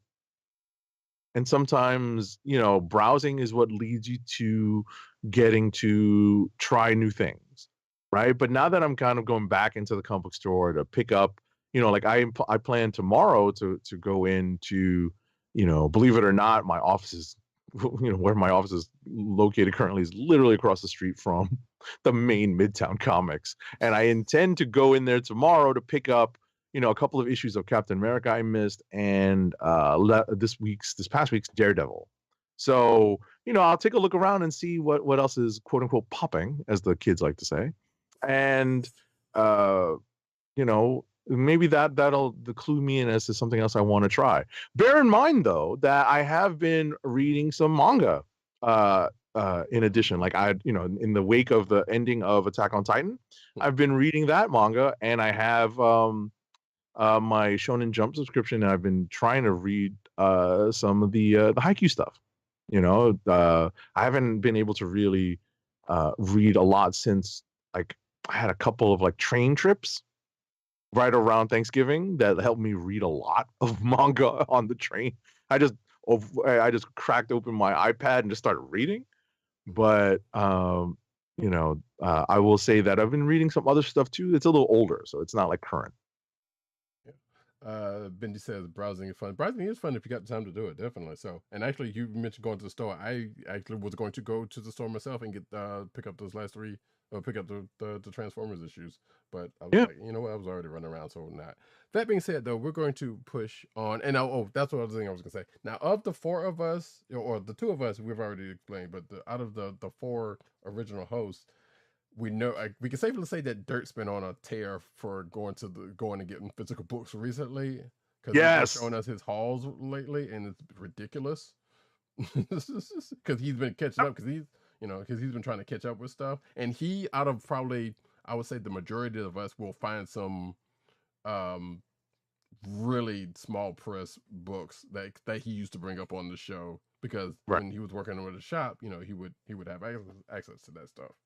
Right. And also, I think Dirt is far more of a pragmatic collector than I am, because he's willing to sell and trade things in for like store credit or whatever, like whatever it was, like for money or store credit. And, I'm less inclined to do that, but, I get it. Right. That being said, we are going to push on to the news section, so let's hit up an ad read. All right, our first ad read of the night is for Blue Apron's meal delivery service. Blue Apron, fresh ingredients and incredible recipes delivered weekly to your door. Skip the grocery store and make incredible meals at home with Blue Apron, always shipped free right to your home. And now the listeners of the Comic Book Chronicles can get $30 off your first Blue Apron order. To place your first order with $30 off and to help keep our show free for you, go to our network website at cspn.us. That's cspn.us. Then click on the Keep Our Podcasts free link at the top of the page. From there, scroll down to the Blue Apron link and sign up for your first order. Blue Apron through cspn.us. Do it today. And now we get into the news.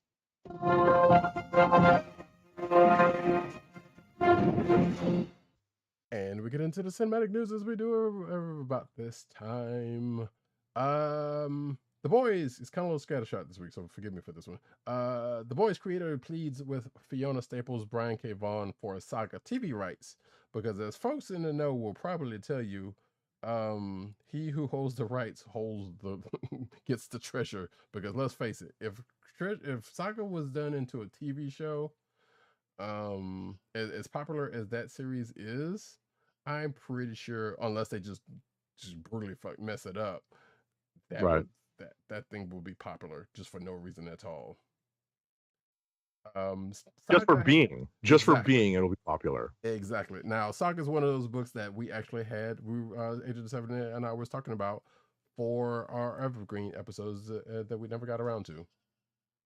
Right. I mean, both of us would have to do a lot of reading for that one.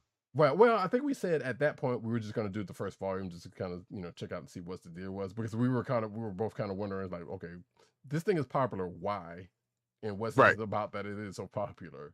So I mean, I think the first 3 volumes of the trade. I just have never cracked them open. They're sitting on my bookshelf. I have them digitally, so yeah, I think similarly digitally. So yeah, but there's that. So yeah, and that and the reason why this came up, I'm not sure why this came up recently, but I recall that Brian K. Vaughan and I'm not sure about Fiona Staples had said something like there was no interest in doing. Well, if there was a Saga TV show to be done, like it would be some undertaking, because that would be interesting to try to get off the ground, and or whether they would want to do it. I think was also the case. I can't remember, because it was been a while since a TV show of Saga came up. So I don't know. We'll see. I know people want it, but we'll see. Next up.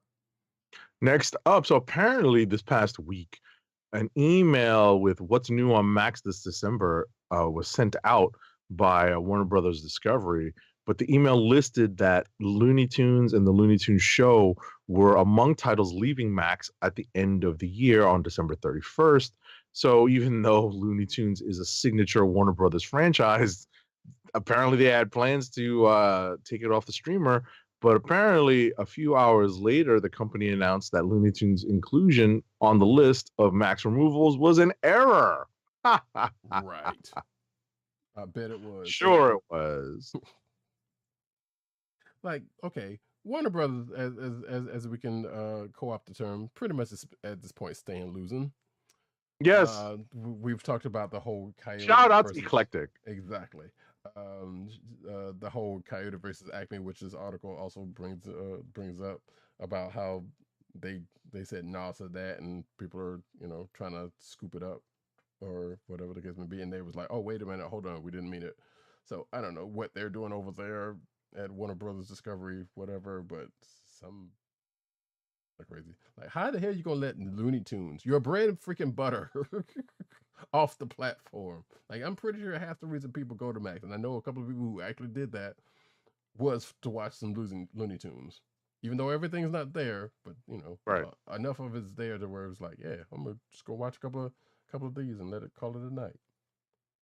That would be just crazy. Anyway, Constantine 2 gets promising production update from DC director. So we know, why is my cursor just all kind of wigging out on this screen? What is going on? Anyway, so apparently Francis Lawrence is the director of, or is, I guess, is the current director of Constantine 2.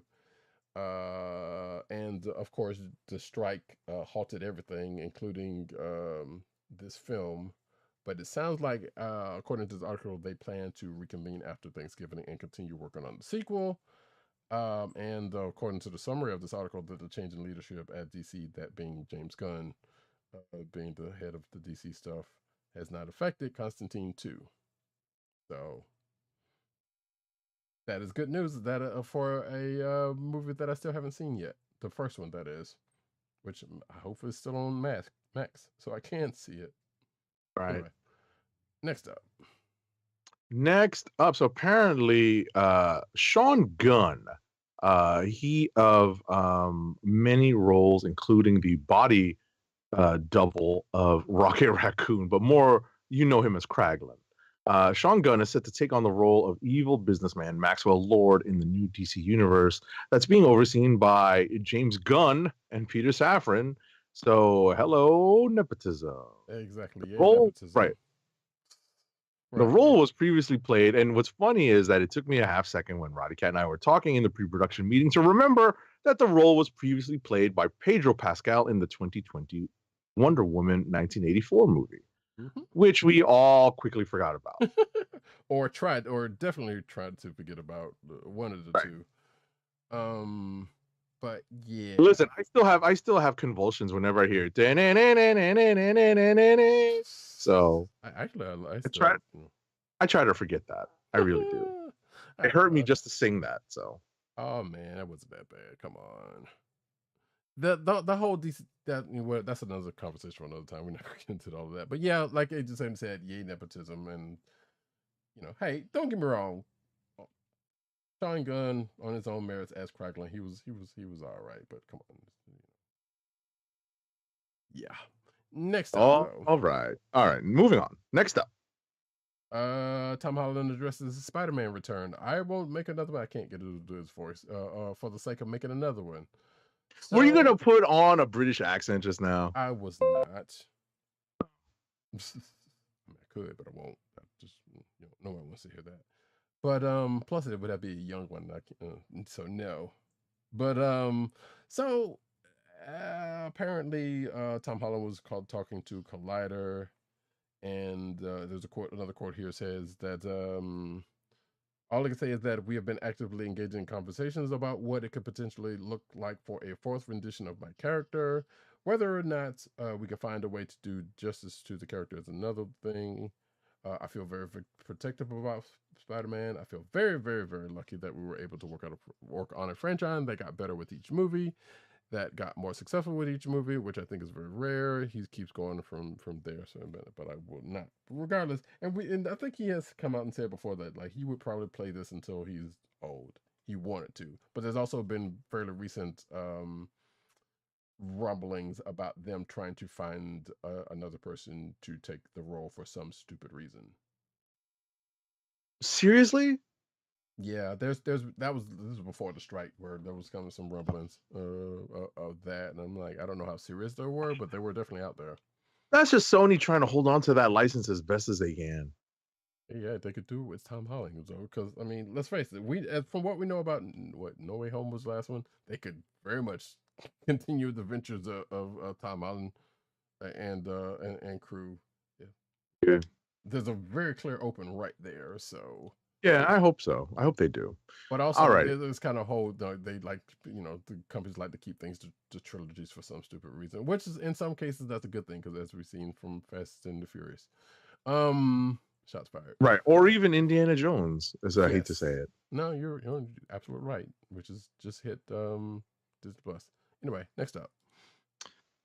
The writer's room for the new MGM Plus Prime Video series Silk Spider Society is tentatively slated to reconvene in mid to late January, as sources tell Deadline, but that would make it one of the last series which were up and running before the WGA strike started to reopen. And basically the WGA has told Amazon Studios to get moving, or because if they don't reopen it, that would be a violation of the new agreement. So, we'll see. As much as I don't necessarily want to see more non-Marvel Spidey stuff, you know what? I'd like to see Silk, but yes. It sucks that it's not Marvel.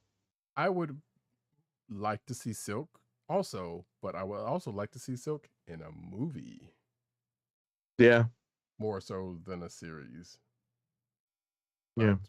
We take what we can get. I mean, we got a pretty decent Miss Marvel out of it, but that was also Marvel. So, right. Yeah. Next up, though, Die Hard is returning to theaters just in time for Christmas. Wait, I did not know about this. This is awesome. we were just talking about it on the show. What movies are being featured, are like the top 10 box office earners right now. Can you imagine if the OG Die Hard hit the top 10? Right. Right. Motherfucker. So apparently, as of this recording, it has been back into theaters for the past 2 days. What? According to this article, yeah. I gotta make time. Listen, I own this in like multiple I have it on digital, I have it on DVD. I think I have it in Blu-ray. I'm not sure. I might have skipped Blu-ray and just got digital because I have the DVD. But that's pretty cool. Mm-hmm. Oh yeah, I might actually just go and watch this. Yeah, like I remember seeing Die Hard in the movie theaters when it first came out. Back in my day, we used to go to. Okay, anyway. So yeah, I wouldn't mind going back and checking it out in the theaters, especially with well, I don't think they like did anything extra with the sound or anything, but they would probably be using what they used for the last Blu-ray rep. So, but still, and yes, for those who don't think Die Hard is a Christmas movie, you're crazy. 89 Batman, also a Christmas movie. This is why. Wait, so you can get so advance tickets can be picked up at AMC's website. So that it's out. So it's in AMC theaters. Yes. There's an AMC theater like close to my office. Yeah, because Fathom does some stuff, and I think Fathom is more Regal and whatnot, and the AMC kind of does their own similar thing. Which the AMC is the lesser of the theater around here, personally, but that's right. It is what it is. But it's Die Hard. So yeah, so it's starting on December 8th. So hopefully it's in theaters for at least a week, and I'll give me a little time to watch it. So you know what? So you know what I can tell everyone. Apparently, this also says that it's on Tubi, and also on Hulu, which no shortage of ways to watch Die Hard or probably some of the sequels. But let's just face it. It'll be fun to see it on the big screen because I don't think I ever saw it on the big screen. I've only ever seen it um on smaller screens. I don't know if I ever saw. I don't know if it's like one of those movies that I saw like in college that was like, being shown in like the college theater.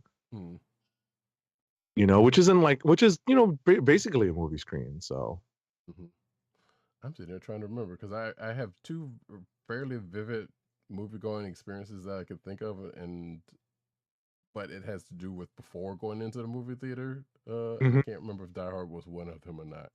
So I'm just going to leave those to that. All right. Yeah, we'll look into that. We'll keep you guys posted if I end up going to see Die Hard in the theater just for fun. Right. It'll be fun. Next up. All right, Furiosa trailer takes Mad Max fans back to the Fury Road. So I don't think I've ever sat through all of Fury Road, but I know that it was good.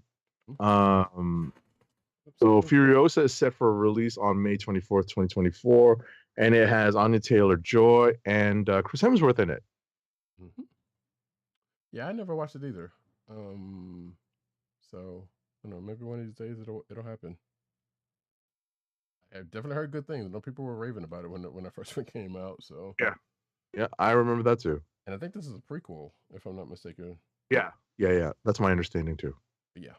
Next up, though, Amazon just dropped off the first teaser trailer for its Fallout series. If you are a gamer and watch the Gamer Awards, you've also seen the trailer there. Apparently, Fallout, which is as some know, is based off a video game, long-running franchise, video game RPG. I think we've talked about this before anyway, but the TV show is going to be released on April 12th, 2024 on Prime Video. Pop-up video. It was a pretty good looking teaser trailer. From what I know of the Fallout series, the beats were there, including dog meat. So that was also a win. Next up. New episodes of Halo are coming to Paramount Plus in early 2024. So on this past Thursday, Paramount Plus surprised fans of Halo by putting the entire first season on YouTube. As of now, all 9 episodes are available to stream free of charge, allowing those not subscribed to Paramount Plus the chance to get caught up on the first season. So apparently, you can stream every episode of Halo on Paramount Plus and catch up before the new season starts streaming February 8th. Yes, I don't think I ever finished the first season. I never started it. So is it good? It was interesting. It definitely. Have you ever played Halo? Just the first one. Oh, the first two, I think. I mean, I say that because I don't think you necessarily need that knowledge of it from where this goes, from where I remember it going. I mean, obviously, Master Chief is the main character on it in the series, but they kind of, let's just say, take some liberties as far as I remember with the show. Master Chief has sex in the show. I mean, good.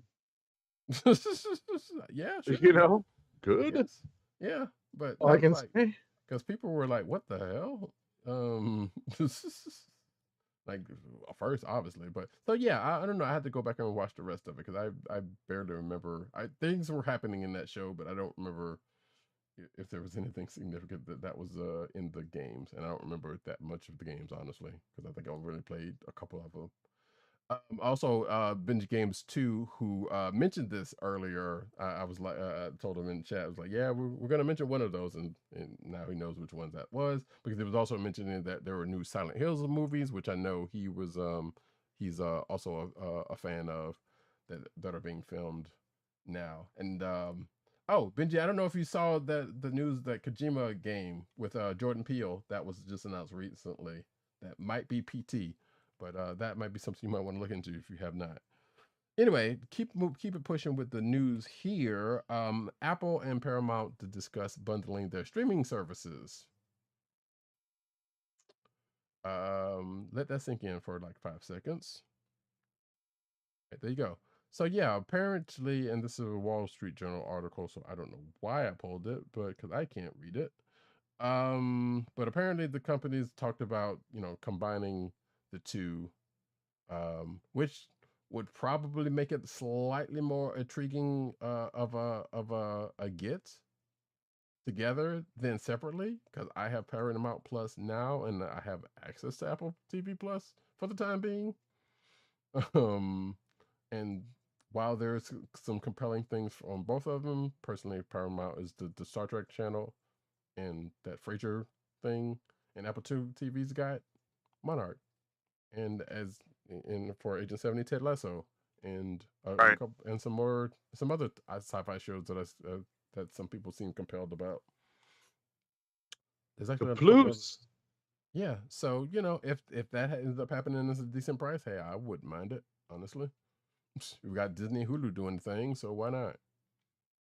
Till all are one. Oh wait, Yeah, anyway. Next up, that's funny. Till all are one. I slightly stole that from Toy Galaxy, but as a running joke from them. But hey, So what do we? Which store are we on now? Disney Plus and Hulu. Speaking of, Gotcha. Exactly. I was gonna say, did you just talk about this? Because I'm looking at this like, wait, this is what we just said.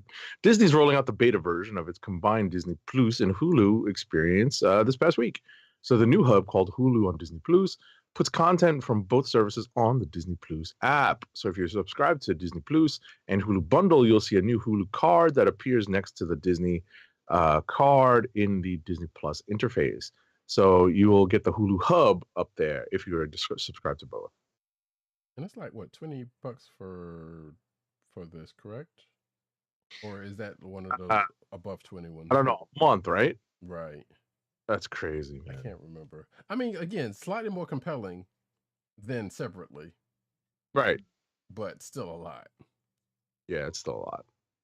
And I mean, if that's your main, like, listen, if you don't do HBO, if you don't do Paramount, if you don't do Apple, and like if those are your two, then yeah, maybe. And if you don't have access to those our three favorite letters, right? That where you can go kind of float around, then hey, maybe it's a thing. Next up, though, Disney Plus considers adding gaming and shopping experiences for advertisers. I don't like that, but I think they've already kind of started with some of that shopping stuff on that. If you go through certain shows, so yeah, apparently advertisers are eyeing Disney Plus as a place where they can do a thing. Disney trying to always about the money. That's not whatever. Anyway, so this thing that's kind of been toyed around, mucked around. They talk about the ad-supported version of Disney Plus that's out there, and the aforementioned Hulu thing and whatnot, and blase. I don't know. I don't like it, but if it's going to happen, it's going to happen, whether we care for it to happen or not. Next up. All right. Disney Plus just welcomed a ton of new anime titles, but it's through that Hulu connection. Mm-hmm. So that's how you get a bunch of anime titles. You need to be subscribed to both Disney Plus and Hulu. And now this is the time where I see if Agent 70 and I are drift compatible when I say you might as well call this Anime Corner. Yeah, I guess so. So let's pull up some.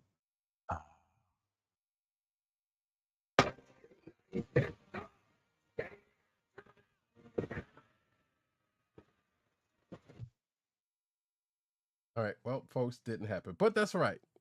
It still works out. I'm going to send Agent 70 a picture that I'm sure he will appreciate while I talk about this next story.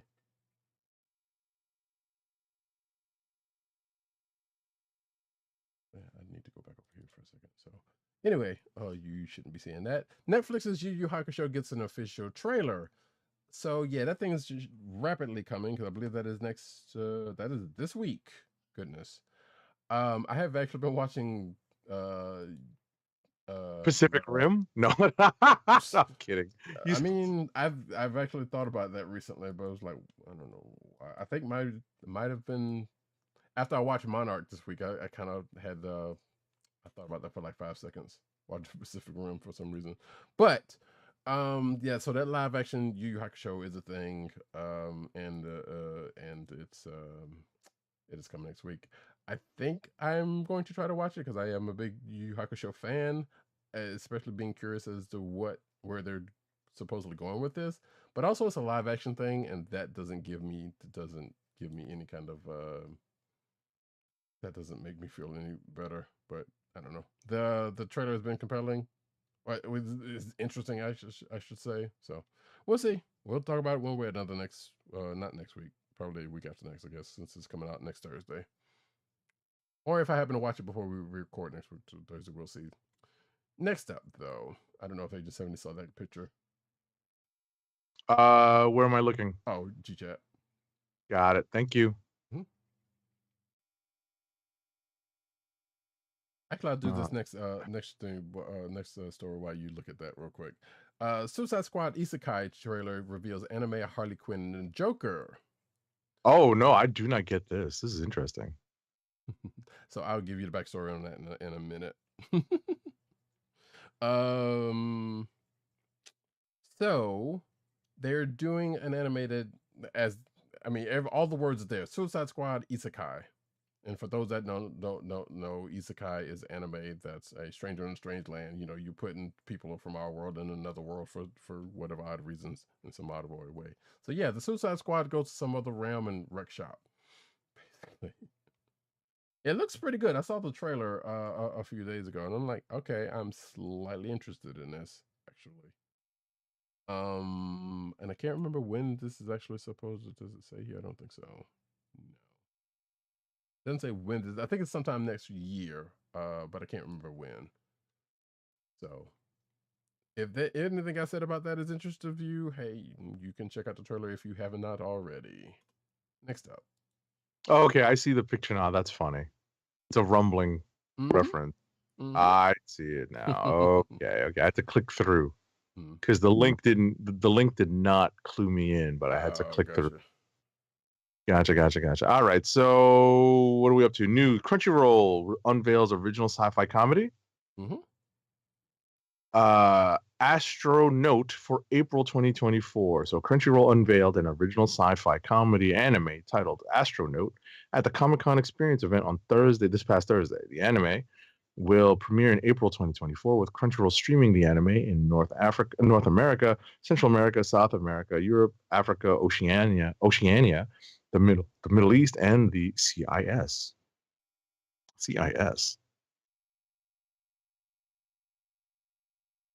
Guess as good as mine. That one.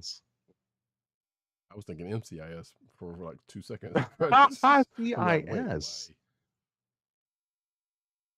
You know what? I consider myself relatively informed about world things. CIS? Yeah, I don't know. And that's not very, the SEO on that is very, good luck with that. Hold on.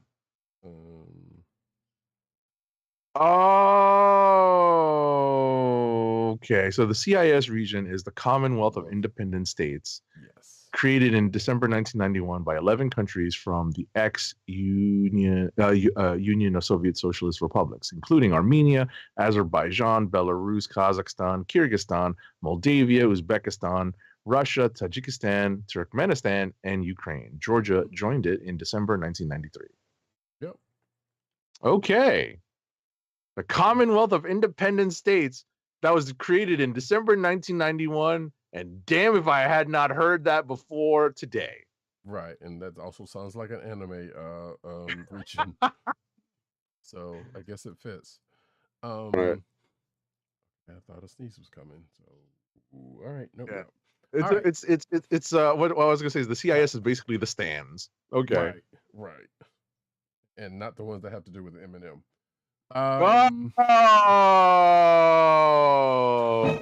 Oh, sorry. I missed the button by like a half a centimeter. That other one probably could have worked either way. All right. New York Film Critics Circle awards Miyazaki's The Boy and the Heron with Best Animated Film. We were talking about this before the show. because Agent 70 and I, neither one of us had seen it, and we also, well, actually, wait, was that actually during the show we were talking about Miyazaki? Actually, that was early in the show. Also, but yeah, so that was early. That was before the show. So yeah, that not surprising as a told Agent 70. Not surprising because Miyazaki fans will show up for things. So and the fact that H70 said, like you said, it was doing as well as it was doing, like, not a surprise. Also, oh, it says it's basically given the release dates and other, but I thought I was looking at when it was going to be released on Crunchyroll, but that is not for the states, so that is irrelevant to us. And I think that stuff is coming out on Disney Plus anyway. Usually, the Miyazaki stuff comes out on Disney Plus, which is kind of funny given what I heard about how Miyazaki felt about Disney's art, or the art coming from Disney, I should say, at first. Anyway, next up. Yor and Chun-Li face off in Spy X Family Street Fighter 6 anime short. So apparently, after it was announced back in July that the upcoming Spy X Family Code White anime film and Capcom Street Fighter 6 fighting game would be collaborating, the official PlayStation YouTube channel released a short anime featuring the Thorn Princess and Spring Princess enjoying a colorful bout. That's cool. I actually finished the most recent arc, by the way, the vacation arc for Spy Family or Spy X Family, the other day. It's a lot of fun. Well, I wish I could. If I could get my Crunchyroll account back in order, it'd be It's on Hulu. nice. I don't have a Hulu. Oh, gotta get a Hulu. I don't have a Hulu technically. Well, if I knew somebody that had it would let me borrow it, that would be great. But I'm not paying for it. Well, actually, I take it back. That, like I said, that Disney Plus one, those kind of looking slightly compelling if it's not too much. But regardless, yeah, yeah, my Crunchyroll account is in a disarray as for something I told Agent 70 about a while back, and it still hasn't been fixed. So right. I'm slightly bummed about that. Anywho's, yeah, Yor versus Chun-Li, the battle of legs versus, you know what? We're not going. Never mind. We're gonna keep pushing. Suzume, Chainsaw Man anime, and the Chainsaw Man anime nominated for Saturn Awards. So, oh, this article gives who's both of those are competing against in Best Animated Film. See if you figure out who you think might be a winner here. Elemental from Pixar, Puss in Boots: The Last Wish, Spider-Man Across the Spider-Verse, the Super Mario Brothers movie, and the animation, the aforementioned Suzume, and Teenage Mutant Ninja Turtles: Mutant Mayhem for Best Animated Film. I mean, hey, there's a couple of.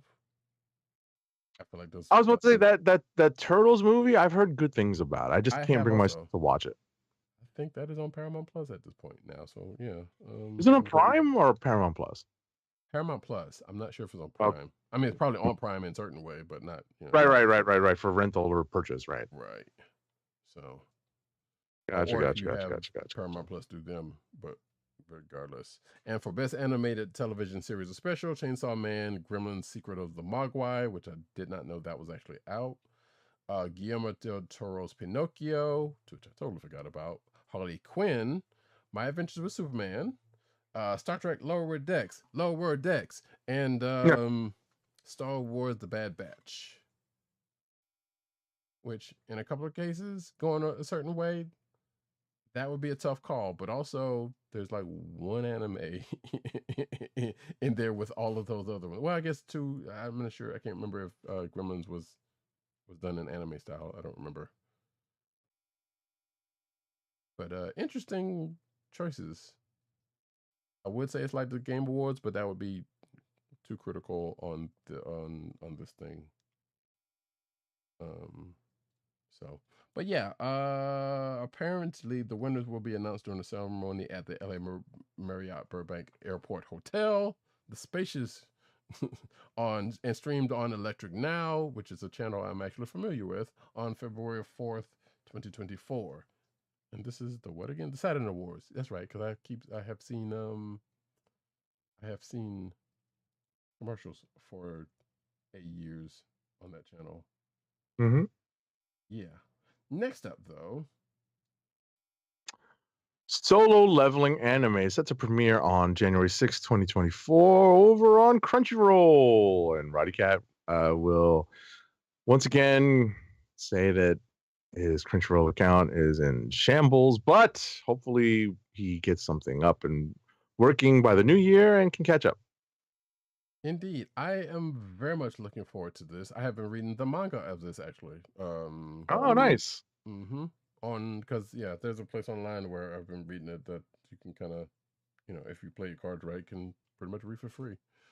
And it's legally, so. But yeah, this has been good stuff, and I'm looking forward to this.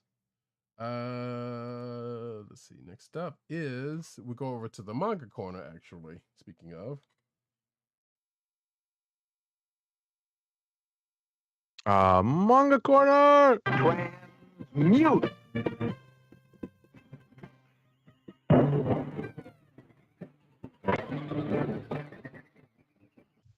It's funny. I played the My Hero clip just before this. Mm-hmm.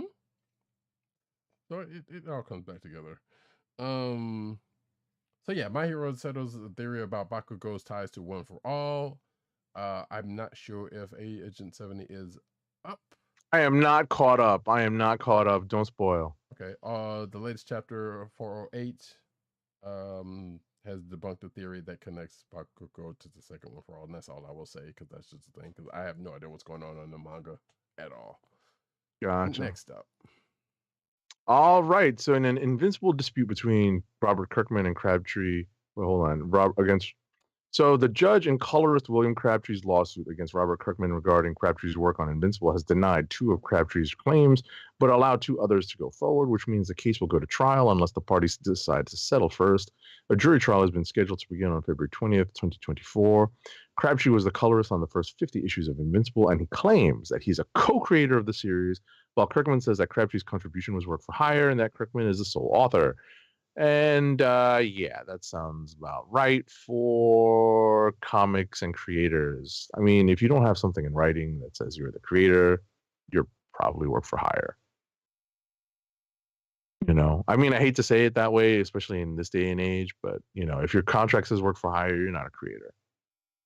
Coming from a legal standpoint, you have legs to say that. Yeah,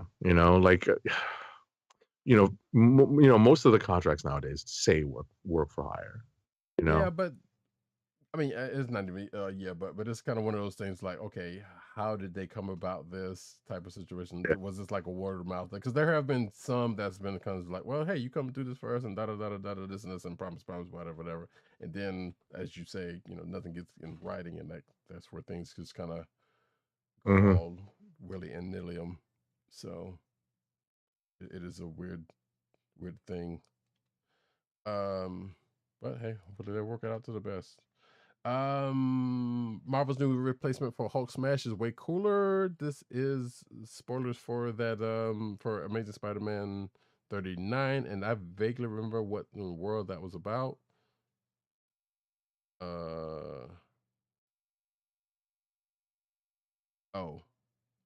Yeah, I don't know. This article is pretty much saying something. You might have seen me scroll through the panels that they're referring to. It's not so much of a Hulk smash, but it was a thing that She-Hulk did kind of situation. But sure, they wanted to make an article out of it. That's what happens, and they got me. Congratulations. Next up. So in news that Roddykat shared with me earlier, and I was sad to read this, Avengers Inc. is ending with number 5, and that sucks. So it's been, this is the article's writer says that this has been a quirky bright spot in Marvel's line, and it's ending way too soon. And that part I definitely agree with. Agreed. So there weren't enough people reading the book, so it's wrapping up with issue number 5, which is way too soon. We just got issue number 3. Right. And apparently that came from Tom Brevoort, who is the editor, so he would have that knowledge. His Substack, which I see him out there because I get it. I get notified when when he posts, which is usually on a Sunday. But sometimes I don't get to read them in time, and I know people have been pulling news off of, pull the news off of that like this. It's a fucking bummer because this show's been. I mean that book's been really good, and kind of harkens back to Al Ewing's. I don't want to say fun days because I mean he still kind of keeps it fun in certain respects, but the days when you've known him for more of his Yeah, stuff. it's not Immortal Hulk and Immortal Thor. Right. The immortal stuff that we know and love him for. He also has a pretty he has a pretty broad range of Right. of doing other things. Right, and that before that, so that's how we kind of came across him.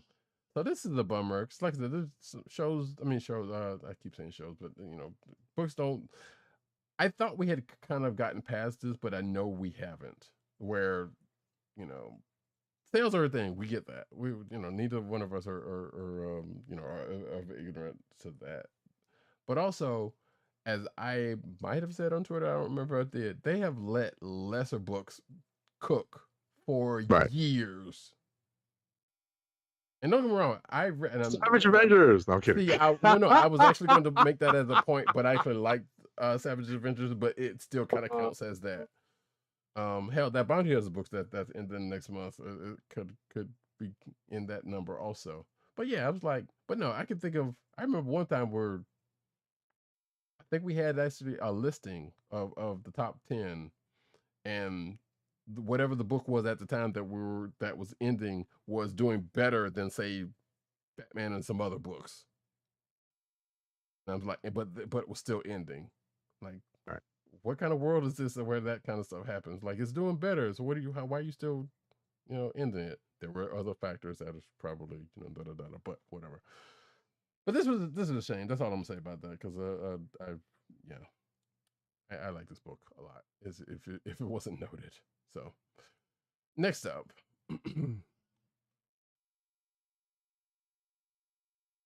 Oh, hang on 1 minute. I'm sorry. Actually, this is me, so this is a good time for me to do and say that Mary Jane and Felicia Hardy will save the world in a new Jackpot and Black Cat title. You know what? I'm not mad at it. I'm not mad at it at all. Is not going to be done by Jed McKay. Instead, it's going to be written by Celeste Bronfman, who also wrote the upcoming Jackpot one shot. That's not even upcoming. I think that's the one that's already. No, that's upcoming. That's probably the upcoming Gang War one. Yes, because she is going to get pulled into Gang War. I think that might be an article about that one actually coming up. Wait, what was? I think she might have wrote whatever. I've seen that name somewhere before on something we've read, or at least I've read. So I'm not sure where else it is. But regardless, this is going to be a 4-issue limited series starting in March.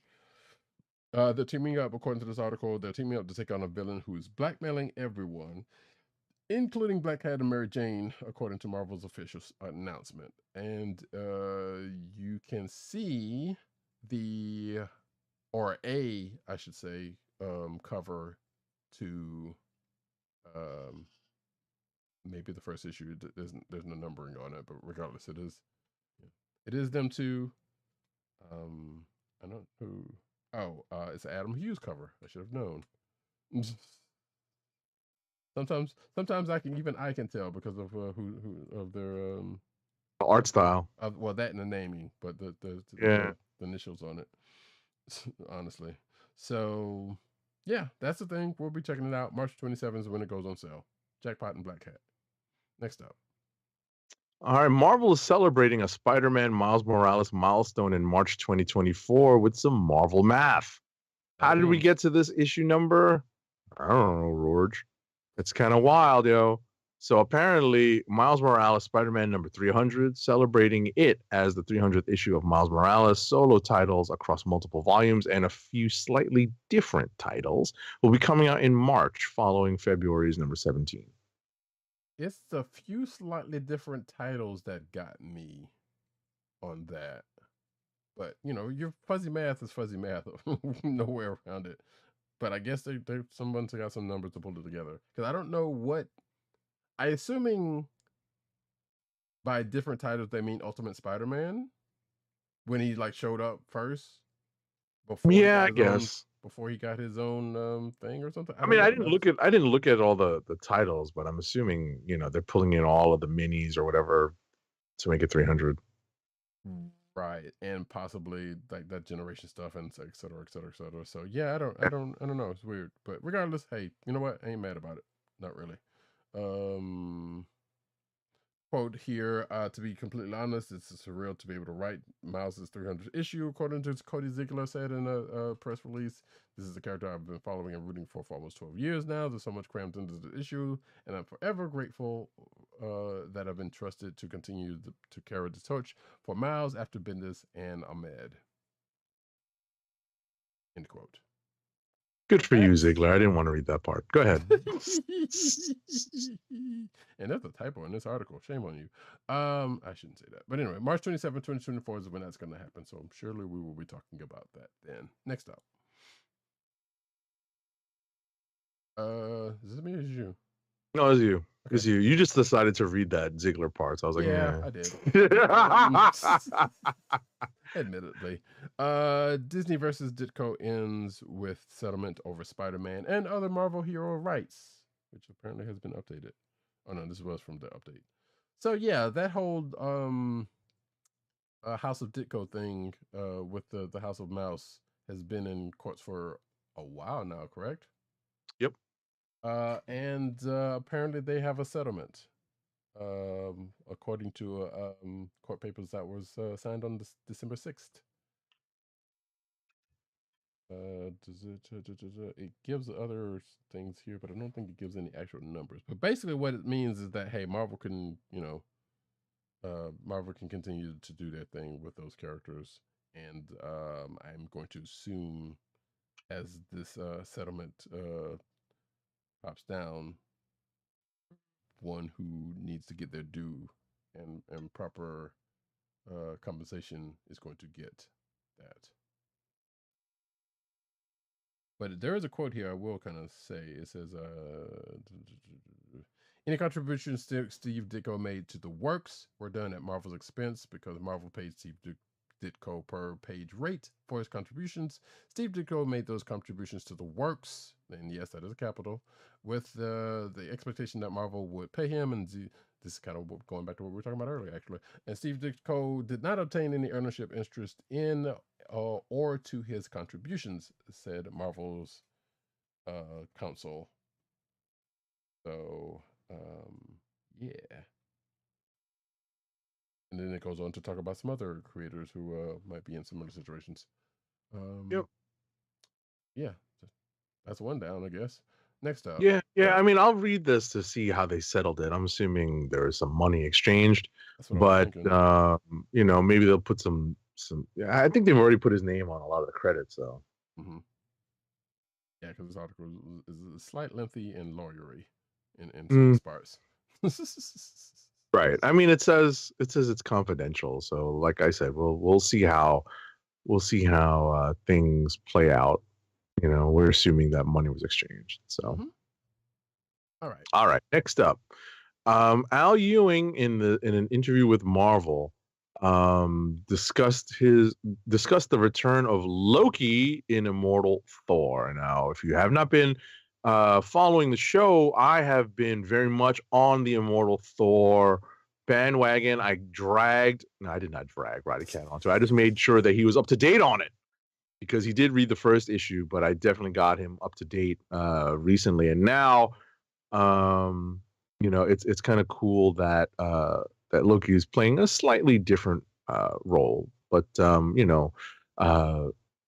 what Al Ewing is doing in Thor sounds like it's gonna, or feels like it's gonna be something epic. It for me at least, it's a balm to the wound of losing Avengers Inc. Because I if I had to lose one, I definitely would keep Immortal Thor and lose Avengers Inc. As much as that sucks to say. I cannot share that sentiment, but I respectfully agree with your right to have that opinion. There it I would is. There prefer it is. not to lose either one, but Right. it's either that.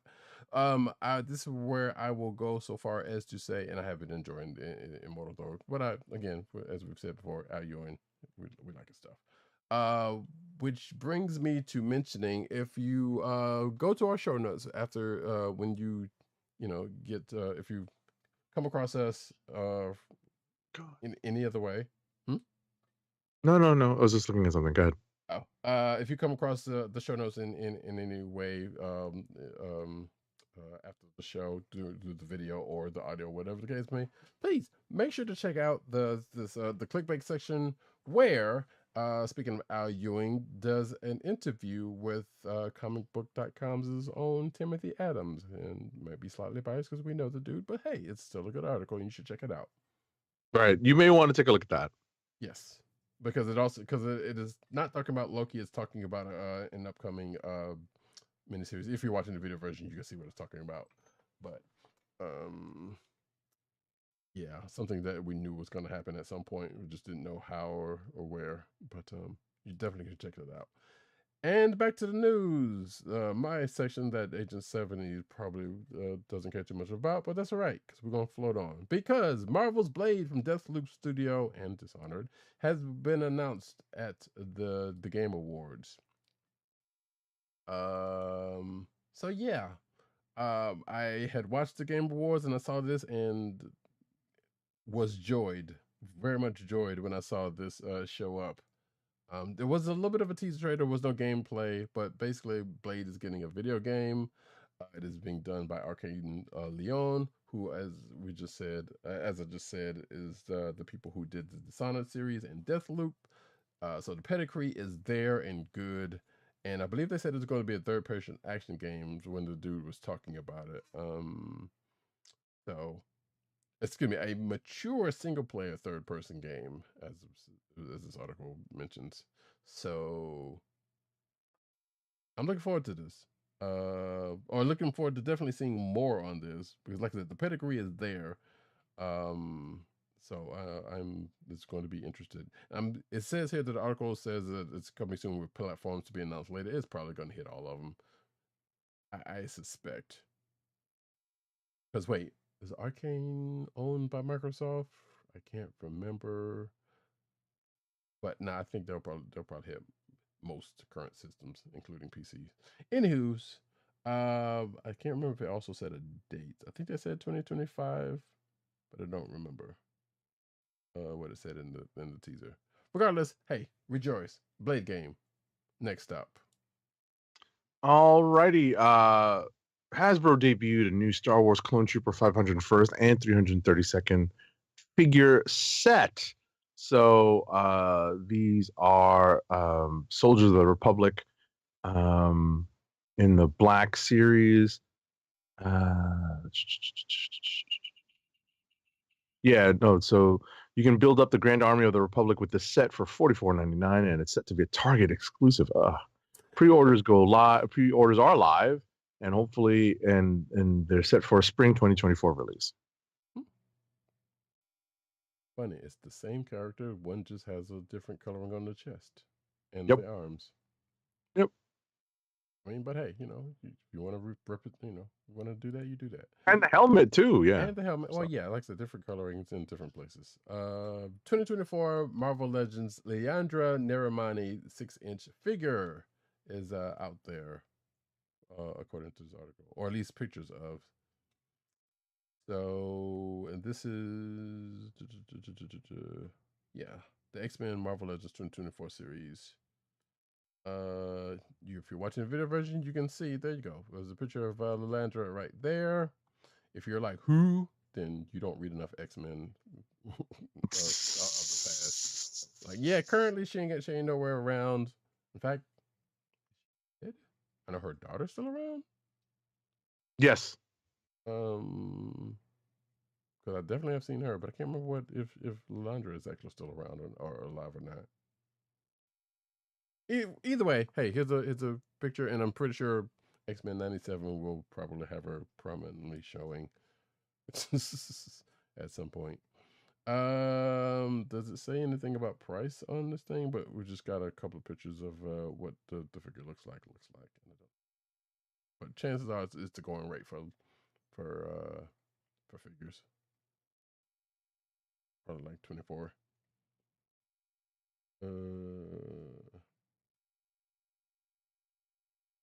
Yeah, not seeing the price. Regardless, moving right along. Next up, Action Toys is launching an Action Alloy Lion Force Voltron figure. That's the Voltron we all know and love. Mm-hmm. Yes, I know at Matt Wang 97 loves the vehicle Voltron, but guess what? The Lion Force Voltron is the one we all have the most affinity for. So Action Toys put out a figure that will put out a figure that will stand only 5.6 inches tall, but will have full articulation and is fully transformable. The figures feature die-cast metal construction and will include the blazing sword, a spinning laser blade, 2 additional swords, individual blades for each of the lions to hold in their mouths, and a weapon attachment for the lion modes. A display stand is also included. This figure will be priced at $1,160 in Hong Kong dollars, which only equals about 148 US dollars. It's scheduled to release in the second quarter of 2024. Check this out. I sent this to Roddykat because I told him this is the perfect scale for a shelf display. 5.6. This is a 6-inch figure, basically. Right? And they're all transformable? Yep. Crazy, son. Anyway, next up. Figures. Actually, yeah, I was going to tell Agent 70, like, this is very compelling. Yes. It is very, very compelling. But we'll see what happens with that. Yes, next up, though, NECA announces Usagi Yojimbo Year of the Rabbit 4-pack box set. You can see figures there. If you if you enjoy the Samurai Rabbit shenanigans, you may want to check this out. If you don't know who that is, you don't read enough Teenage Mutant Ninja Turtles, apparently. Classic version, or wait, he probably showed up during the animated series. I don't remember. But yeah, regardless, there you go. Usagi Yojimbo. Cool. Next up. So this is more up Roddykat's corner, but I will start the story by saying that Amazon applies a queue to Disney Lorcana Rise of the Floodborn purchases. So for their online launch, first time in company history, system is used for trading card games. So yeah, so Amazon has previously used these types of queue systems to organize the launches of ultra hot items, such as PS5s in 2020. This is the first time the company has applied the system to a trading card game. So yeah, there's a lot of demand for this game. Fans in the U.S. can sign up for the queue at 9 a.m. PST. So this is a while ago. This is a week ago. Right. Okay, so this happened already. Hopefully, y'all got your cards. I did not. Well, I mean, I think it's still. I don't think that set comes out for a minute now. But they also. So I do have some cards coming to me. Not those ones. From Disney Lorcana, so and through Amazon, because they just started kind of letting those get out there like that at a decent, well, not a decent price, because obviously third party sellers are wow. So I'm looking forward to that, but yeah, I didn't get a chance to jump on this. So I'm sure they'll be out there. Next up, though, new Dragon Ball Z Budokai Tenkaichi game has been revealed from the Game Awards also.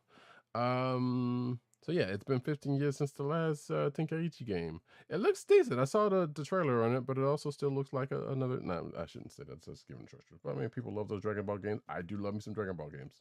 Some of them, but they kind of tend to go through the same stuff each time. But this one kind of looks good, and it looks like they got some tech behind it that makes it stand out. And obviously, I think it is also because of Super and what's going on there. It's probably going to have that updated story and characters in it. So, check it out. Next up. Oh, you got this next one. Oh, it's also called. It's called. Yeah, I do have that one. Come on. Rise of the Floodborn. No, not that one, but that's cute. Dragon Ball Sparking Zero is the name of or that's the subtitle of the game, I guess. Sparking Right. Zero is the subtitle of the Tenkaichi game. There we go. And it's going to be Uh, out on all platforms, of course. Or all right. So the next one is mine. I didn't realize you had moved on to the Dragon Ball one. So, all righty, here we go. So in a comic preview, we have the relaunch of. Actually, wait. So Lois Lane and Superman's origin is coming to DC Dual Force in Action Comics #1. What is Dual Force? Here, I'll take this one. I'll take it from you. So DC Dual Force is a card game. Oh, It's a Christ. card game. So a section of the card games, like you can, battle cards like Magic the Gathering, but it's kind of different in design. Well, this will be revisited in a stream at some point, actually, from me. But what they do that's kind of cool that I haven't had a chance to mess around with. So they have a section where there are comic books, where they basically adapt certain comic books, to this card format. And one of the ones they did just put out there is Action Comics #1, the first appearance of Superman. So they've done like New 52 Justice League, they've done Blue Beetle, XY, a couple of them. You play through it basically like you're playing through the story, and you get some story. It's kind of a neat thing that is a feature of this game. So how they're going to adapt Action Comics #1, don't know, but I'm pretty sure they got that figured out because it's already out there at this point. Next up, though, McFarlane launches retro DC figures, Batman, Flash, Superman, and more. Now, we've seen some of these already. We talked about some of these last week, but there are apparently some more that we didn't see. Such as Gold Batman. Gold Flash. Can't remember the name of the Superman, but it does have a name. It's the one with the black and white suit with the Yeah, I forgot to. Yeah, Green Lantern. As I'm flipping through these, kind of a classic Hal Jordan Green Lantern, Sinestro, multicolored Batman. I believe this is Rainbow Batman. And then there is that. So yeah, I was never a fan of the superpower style. So yes. if I was if I were a big time DC figure collector, I don't know if I'd be so enthusiastic about this. But hey, more power to you if you do love this superpower style. Indeed. Next up. All righty. Tom Taylor unveils a new DC super villain. So if you've been following the most recent DC Comics news, you're probably aware that the Titans are being recalibrated to become the publisher's main team for the Dawn of DC initiative. Now with issue #1 of Beast World out in the wild, writer Tom Taylor is teasing more about the future of the crossover event, the tangential series, and the DC universe. So, okay. This is all going to serve all this Beast World stuff, and Nightwing are going to serve as the launch pad for DC's newest supervillain, Apex Ava. Okay. So as this article says in the under the byline, she looks kind of familiar. If you're watching the video version, I think you may catch that. Yeah, she kind of does. You mean familiar to like a pre-existing DC character? Or a pre-existing Marvel character. That too. Yes. But also, I mean, sure. I mean, I guess you could say Beast Boy or whatever the case may be. But no, yeah. I mean, look, there's a history between both Marvel and DC of copying each other's characters. Not saying that this is a copy of any pre-existing character, but yeah, looks wise, sure. It's not the first time, won't be the last time. Right. Or has ever will be. All 10 DC Combat comics have been revealed. So in November, DC announced a new line of graphic novels in their graphic novel slate called the DC Compact Comics, featuring a 5.5 inch 5 by 5.8 inch standard book trim for trade paperback novels. The new format pulls best-selling new reader-friendly titles from DC's evergreen library for $9.99. I don't know why I said it like that.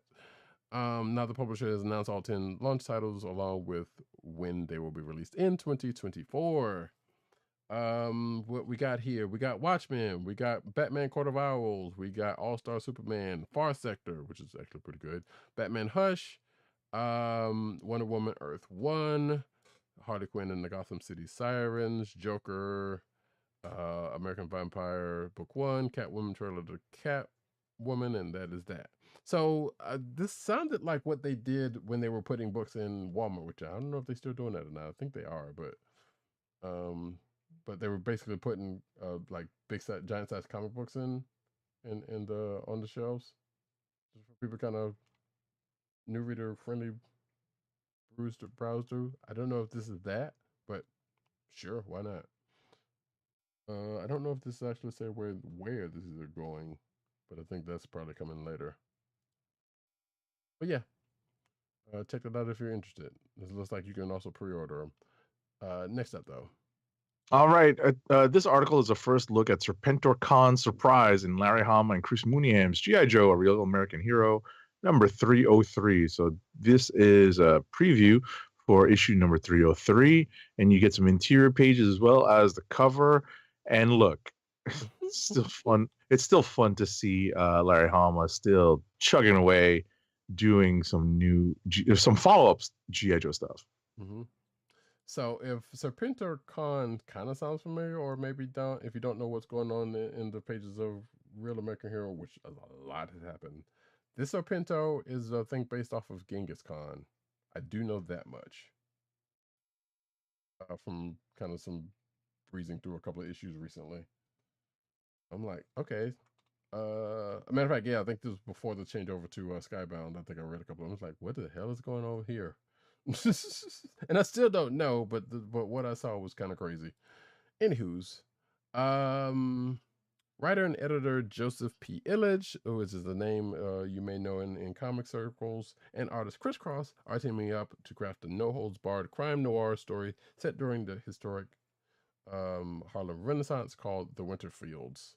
The two creators, both Milestone Comics veterans, will debut their new historical project with a short story that opens up the expanded edition of the best-selling Fair Square Comics anthology Noir is the New Black, which goes on sale on January 31st at comic shops and February 14th, of course, at bookstores in celebration for Black History Month.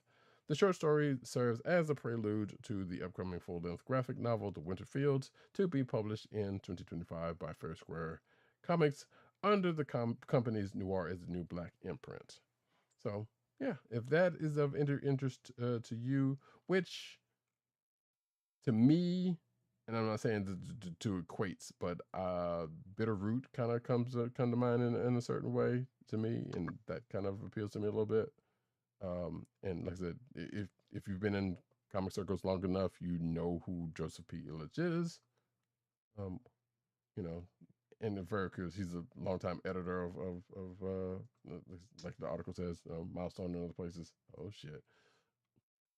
87's got the volleyball about. We're about to get some haiku up in this motherfucker. But I just we're close to the end of the show. It's our next to last story. But I wanted to mention that I do have, it's not a toy corner, but it is a new thing I wanted to show on the show before we closed. Okay, sure. Well, last story then. So DSTLRY Distillery has launched its beta version 0.1 desktop reader at distillery.co with the digital release of The Devil's Cut. The digital debut of The Devil's Cut is the first step towards a full mobile experience and marketplace scheduled to debut in 2024. The digital price of The Devil's Cut will be $6.66, right on target. Distillery is recommending customers use the desktop reading experience. Mobile reading is available, but not fully stable in this beta version 0.1 release. So check out this video. So this premiere issue features 11 knockout short stories from the publisher's all-star lineup of founding creators and friends. So yeah, there's some names here. So including Jock, Tula Lote, and Becky Cloonan. So you may want to check this stuff out. I thought we stopped doing the whole no vowels thing back in the .com bust. Oh, it's old as new again. I guess that. So when I first saw this, I was like, "Really? Are we still doing this? Like, come on, we this you're doing it." But I guess the big takeaway is like, okay, there's a beta for a new comics reader, which that is probably the more promising thing, especially in the wake of Comixology's demise recently, like full official demise because the app got swallowed up into Amazon Kindle, as we've Kindle. talked about. Yeah. So Wait, have they actually deactivated Comixology? I haven't checked. I actually have yeah, been using yeah, Kindle that happened. Yeah, that happened. I believe that happened like a on the week ago, 5th. right? Yeah, that Yeah. happened on the 5th, and I haven't. I still have it installed on my tablet, but haven't checked to see what if it's Yeah, even That's working. exactly what I was gonna say. Is like I haven't actually tried to open it, so I'm actually mildly curious to see what happens if I try to open it, like Right. now. Um, but yeah. Oh, look, it opens. Oh, really? I'll be damned. It Interesting. opened. I probably can't add anything. You probably can't do Right. much. You know, Right. I can just see what is on my Comixology Unlimited account. That's it. But if you can, yeah, but if you can still, if you have anything downloaded and you still read it, that's actually fairly interesting, but Right. still dead. Right. uh, No, it's pretty much, yeah, it's pretty much, yeah, like anything that was in my library. There's a few things that are here from my prime reading library, but I think everything, uh, if it's not Comixology Unlimited, everything is over on Kindle now. right. Which, So, yeah, all right. it is. All right, folks, that So is that's the it. last story. That is it. You said you had something you Yes, said I you were had doing real one quick. thing I wanted to show. So I did. I treat. What was it? Parks and Rec. Treat yourself. Right. I Yes. treated myself to something. I guess it's an early Christmas present. I saw an old friend, an old classmate of mine, and at Matt Wang 97s, posted something into an internal chat, a group chat that I'm a part of, and I was like, "Ooh, I need to get that." Roddykat, I think, is familiar with this conversation, with this description, because it's something that he and I had talked about buying. Saw it on, I saw it on Amazon, saw it in person. I was like, you know what? I'll get around to buying this at some point. And then it went out of print. And then it got to be hard to find. And then it got to be expensive on Amazon. But then we saw that used graphic novel seller has a store on Amazon, and they're selling a slightly dinged version, a slightly dinged copy for cover price. No markup. So what did I do?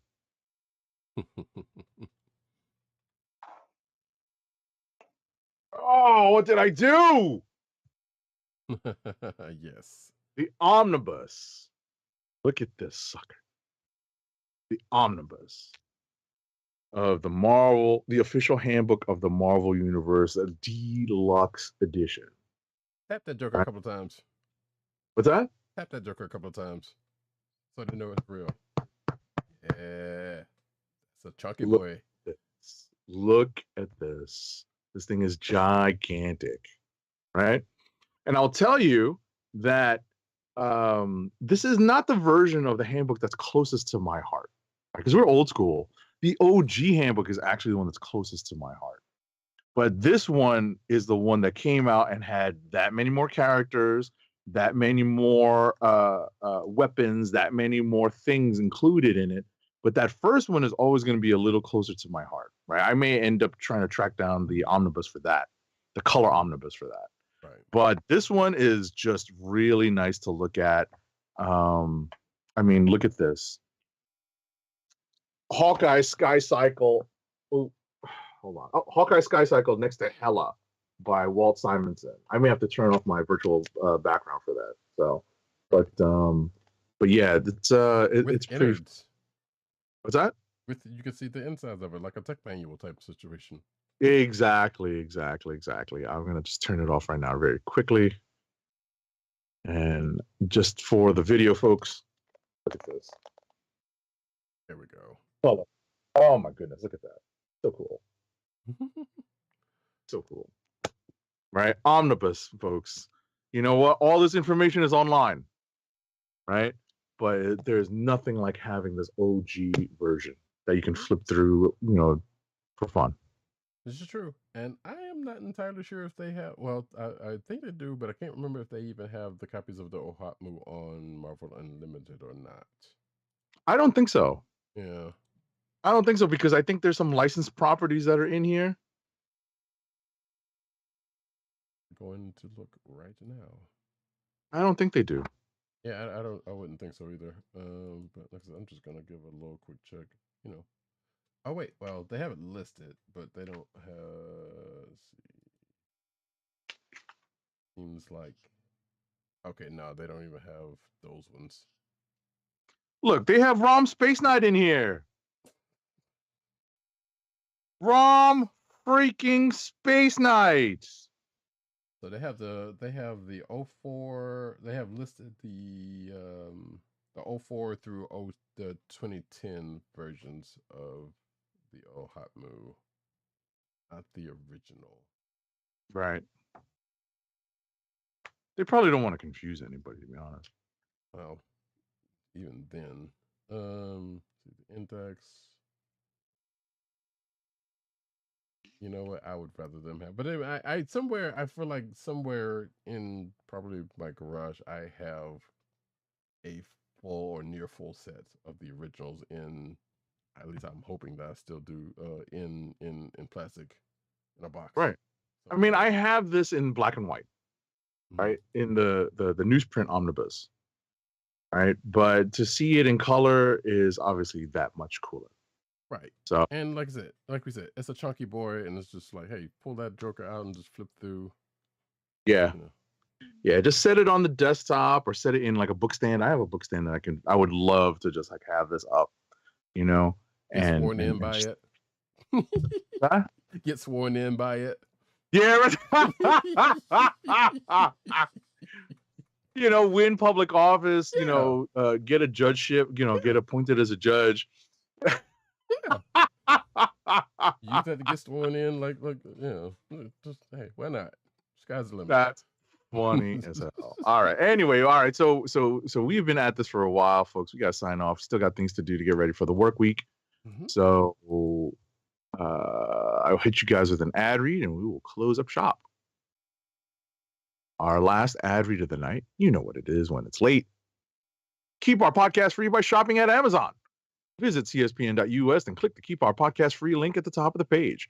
From there, scroll down and click on the Amazon link to shop. Purchase items from Amazon as you normally would, whether it's books, music, electronics, jewelry, apparel, or Marvel Legends. For every purchase made on Amazon through our link, Amazon sends the CSPN a payment that helps us keep the Comic Book Chronicles podcast free for our listeners at no extra cost to you. Now, if you shop at Amazon often, especially during this holiday season, please make sure to bookmark the link or add it as your homepage so that you can help the CSPN each time you order. We thank you for your support. Amazon.com through CSPN.us. Do it today. All right, folks, we have come to the end of another fine show. Thank you for anybody who happened to be here, whether watching us record during the video or come after the fact during the audio, or watching the video and even after the end, etc., etc., etc. We appreciate you. I have been Roddykat. You can find me at Roddykat on Twitter. You can find me at News on Twitter. You can find me at CBCaps on Instagram. Agent_70 on Twitter, Instagram, and Threads. PCN_Dirt on Twitter, Pop Culture Net on Twitter, PopCultureNetwork.com is all his umbrella sites therein. And Tim DOGG98 on Twitter, CB Chron on Twitter, which is the Comic Book Chronicles Twitter account, the Kliq Nation on Twitter, which is THEKLIQNATION, all one word. But also, most notably, as for mentioned previously, he's over at comicbook.com writing his face off. Look for Timothy Adams, because that is his name. You could find this on the Cold of the Podcast Network, that's ESPN.us. Do it today. US. Anyway, if you're old, you know that reference. You can also find us on your podcast browser place of choice, whether it be Google Play, Apple, iTunes, aka Apple Podcasts, Spotify, or the Coast of the Podcast Network's SoundCloud page. Make sure to click like, subscribe, and leave us all the positive 5-star reviews, especially on Apple Podcasts. Yo. You can also, and we will be recording every Thursday night, 9:30 Eastern Standard Time, which is our normal regular time, on the Kliq Nation YouTube channels. That's youtube.com/thekliqnation and twitch.tv/Comic Book Chronicles. Make sure to click like, subscribe, and hit the notification button so you know that when we are on live and broadcasting and recording. Leave us all the positive reviews as well. Yeah. Like we said, we'll be back next Thursday. Well, we'll be back Thursday because if you did not know, we were recording on a Sunday, so this is going to come out probably a couple of days before that next one gets recorded. Synergy, things happen, or things happen. It's not even synergy, but. And with that, folks, this has been the Comic Book Chronicles. Peace. Peace, one. And knowing is half the battle. Sayonara, bye-bye. Please take care of yourself.